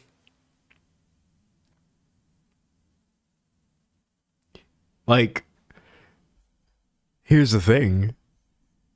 It's for me, this is the ultimate expression of hypocrisy. This is the highest level of hypocrisy. Is that I would actually be disappointed and sad if Nintendo ever came out and was like, yeah, AI, we did that. It's insane for me to be sad about that when I should already be sad about Nintendo because they're already a terrible company for other reasons that are like crazy anti-consumer, really anti-human, honestly. They're not a good company. They're, well, evil, actually. And me paying money to them already is just insane. But for some reason, foolishly, I do feel as though this would be my last straw of like ultimate disappointment. I would be so sad. I would be so sad. Someone said my love for Nintendo makes such a clown out of me. Dude, same! I feel like an idiot. I literally feel like an idiot. I feel like weak-willed and stupid. When that is how I feel. I'm just being honest with you. There's no point for me to try to like rationalize or make it sound like or justify or whatever. I just choose wrong on purpose because it's easier and more fun for me. Huh? That's insane. But alas, what can I do? What can I do? What? Someone said we're in abusive relationships at this point. I feel like, okay, here, I am going to rationalize it. And this is bad because this isn't good, but I keep wanting to try to access like the positivity that I have associated with it in my mind. But I should just use my adult brain to know that me paying hundreds of dollars is not doing that. If I want to play the games, I don't have to, well, pay for them. And I certainly don't have to support every new thing that they do as an expression of some weird childhood love for Nintendo. Oh my God. It's bad, bro. Reading chat. Someone said literally everything is bad. Literally everything is bad though. I mean, like, that's not a reason to just give up on things, but like, you see it right here in the live chat. Chat, how often do I bring up a celebrity just randomly? And then we'll get someone in chat, understandably, being like, oh, you'll know that they did this one thing. And I'm like, oh, okay. I didn't know that. It's like every celebrity is kind of problematic and every company is objectively problematic. And it's just like, dog, where do we go from here? Where do we go from here? Reading chat. Someone said, Nintendo got chokehold on my wallet. That they do for me too. And it's just bad. I need to end it for real. For real. Someone said, I love you so much, Pokemon Silver and Yellow. Mwah. I mean, it's so good. Like, I say all this, and then one of my friends was like, yo, look at my new Snorlax sweater. And I'm like, oh my gosh, that's so cute. And I'm now thinking about how to steal that from them. So it's like, really, where's the line, dog? Where is the line? Someone says we all have our own battles. If everyone does their own thing at some point, we will have good coverage. Someone said even the food is bad. Like my one thing that I like doesn't hit anymore. Food has been getting weird, low-key. I mean, I'm sure there's a reason for that. And I feel like that was a really vague statement that I just made. But like things are getting more expensive and smaller and worse. It's wild, dog. It's wild. Reading chat. Someone said I will go back to playing with my yo-yo. Just do yo-yo tricks, dog. Walk the dog. Honestly, you're less likely to be playing into exploitative things. Someone said Mr. Rogers is the only one who never let me down. Genuinely. Like, even you gotta be so careful, dog. Like, I agree. Right now, Mr. Rogers, Bob Ross, a few other people are on my list of like, I'm just gonna say it. I'm glad they're not here to disappoint me. I'm glad they're not here to warp my memory of them. My fond childhood memories. I would actually prefer they live a long, happy life and then they can just, you know, remain a memory. And yet, you do still have to kind of be careful with that because I talked about this a few months ago when it recently came out, but I recently saw the longest time between somebody being considered to be a good figure and then terrible information being revealed about them. Yeah, like I'm not bringing this up to be like super depressing or whatever, but Cesar Chavez, I think it was earlier this year where he was accused of abusing girls for years, underage girls, literally girls, even people of like who worked with him. One of those women came forward in her 90s, Dolores Huerta, if I remember correctly, and said, yes, this did happen. And I purposely never said anything about it because we were doing important work and I didn't know what to do. Which I just felt so sorry for her. So it's like, I'm not saying we're somehow going to find out bad info about beloved figures like Mr. Rogers or whatever. I just like, I've realized I've even had to unlink my idea of someone being dead means they're finally like safe now. That's not even true apparently. Which duh, I could have told myself that, but like that was just really disappointing and awful. Very, very bad. Very bad. Someone said, thank you for mentioning the Cesar Chavez thing. Dolores Huerta is a badass. She definitely is though. Like I really appreciate just her coming forward. I think she came forward because other people were coming forward. Actually, can you imagine that low key? Like having that experience, sitting with it literally for like, I think 50 years, 50, 60 years. And for your own personal reasons, choosing not to come forward, which is within her right, by the way. And then seeing other people make these allegations and realizing you can lend credibility to that by finally coming out in your 90s or speaking up in your 90s about what you experienced. Like, yeah, that's just, it's, I'm glad that she was able to do that. And I just like, I'm not, glad's not the right word, but I just really can't even think about what kind of like, how that would have felt, obviously. I just think it's important that she was able to say that. But yeah, no, like, dog, everything just gets so serious when you think about it for too long. But shout out her for that, for real. Reading chat. Someone said, I thought that about David Bowie. I was wrong. Yeah, no, like, dog, even this one hurts for me. Like, I mean, I should be careful when I say hurts. Like, I'm not the one who was affected, obviously, but like, I even got to come to grips with like, even Prince, throughout his life, just frankly not being a good person. Like, relationships that he had, which I would definitely categorize as grooming. I'm just like, dude, what do I do?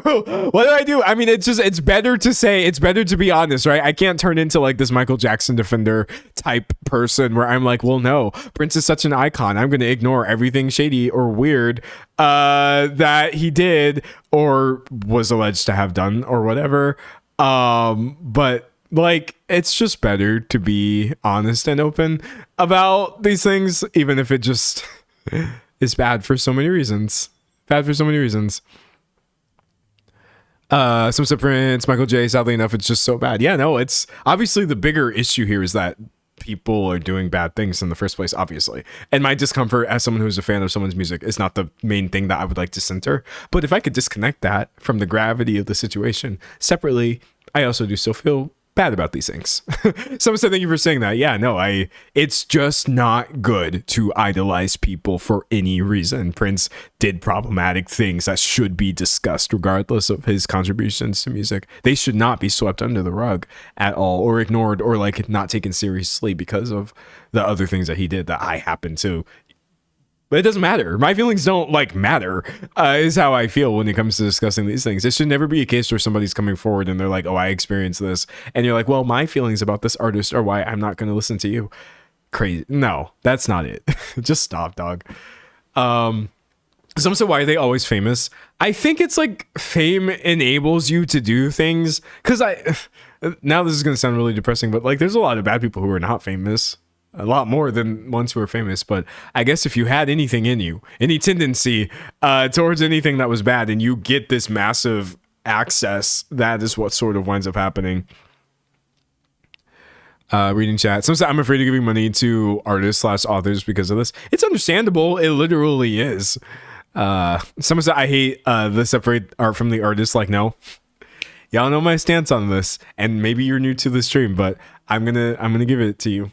I've after literally 2 decades of flip-flopping on separate the art from the artist. No, don't separate the art from the artist. Yeah, separate the art from the artist. I finally came to my conclusion, which you can quote me on.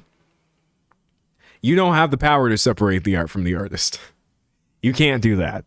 I realized at one point that's a fallacious thing. You can evaluate the art in a context stripped of its relation to anything the artist may have done, and we can do that about Prince. I can be like, Prince's virtuosity with instruments was amazing. That's not conflicting with any sort of statement about his personal life, but that's not the same thing as separating the art from the artist. At the end of the day, bro made that. who made all of Prince's music? Prince. We can't separate this, dog. He is the one who did this. I can't be like, oh, the Beatles, let's separate the art from the artist. They were the artists. Michael Jackson was the artist. R. Kelly was the artist. He made the art. There's nothing to separate.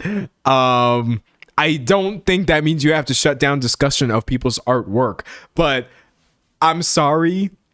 The phrase separate the art from the artist gets misused way too much to be platforming people who don't need to be platformed. We don't need to be platforming. Who am I trying to think of? Like Diddy, for example. What, we're going to separate the art from the artist? No.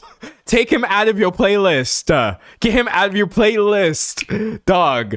No, it's not it, dog. Some of the art is intrinsically tied to the artist. Yeah, we don't have the ability to separate the art from the artist. That's not a power we have as consumers. We're supporting the artist. Now, granted, you're not, again, doing that just by talking about somebody, but if you're using this as a reason for why you want to stream something or show up to somebody's concert or whatever, like, this is proof that you can't actually do what you're saying you're doing. Someone said you can't separate an artist from their art because they're still profiting off of their art. Exactly. Like, Nah, bro. And then I also personally feel like low key, it's just kind of shallow, honestly. I've realized even from an artistic perspective, I find separate the art from the artist to be a little bit shallow. Frankly, if art was created by a problematic person, I believe it's relevant. I don't believe it's grounds for dismissal. I just believe it's relevant. If you have a bunch of lyrics from somebody who was, say, a groomer, I think that's a relevant lens with which to view their lyrics. If somebody was racist, there's a lot of famous people who are racist, obviously. I think that's fine. It's fine to think to yourself, this was a racist person, and all of their lyrics are in the context of that. I'm thinking of people like who are just awful, like Lovecraft. H.P. Lovecraft, y'all better not ever ask me to separate the art from the artist. No, and no. Listen to me now. Lovecraft may have had some great ideas. He may have been into the vibes or whatever. He was. I think Lovecraftian horror is pretty neat.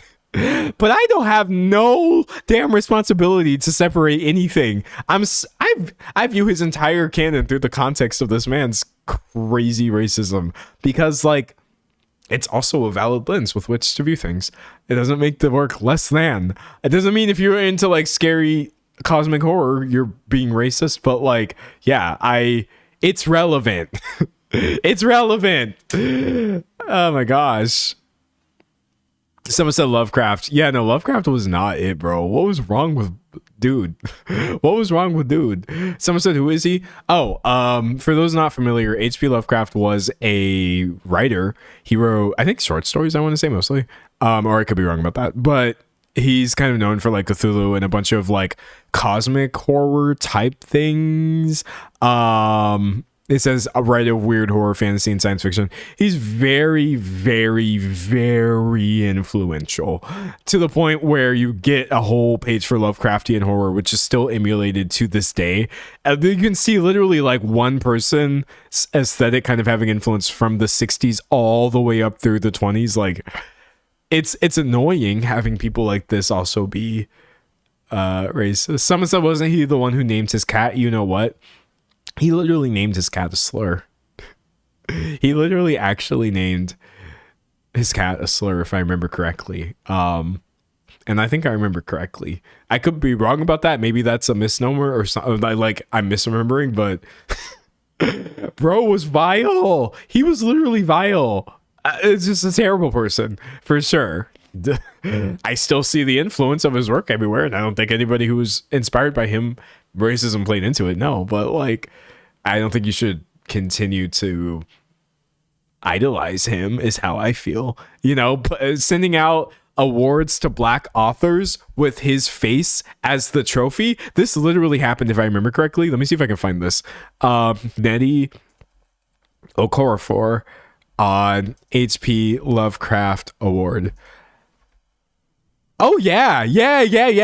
Okay, I'm pulling some old literary world. Controversy for you, but this absolutely occurred. I just realized there's slurs on my screen. So okay, hold on. I can't show you this entire thing, but basically, Nnedi Okorafor, who is an amazing science fiction author, she won the World Fantasy Award statuette, which was literally made, I'll move out the way, made in H.P. Lovecraft's image. And I'm sorry, that's wild as hell. That is crazy to send to a black author for any reason. I can't scroll down on this page because she has an excerpt of one of his poems called On the Creation of Inwards, where Lovecraft said, after God created people and then he created beasts, and God was like, oh, there's too much of a difference to fill the gap and joined the rest to man. The Olympian hosts conceived a clever plan. A beast they wrought in semi-human figure, filled it with vice, and called the thing a...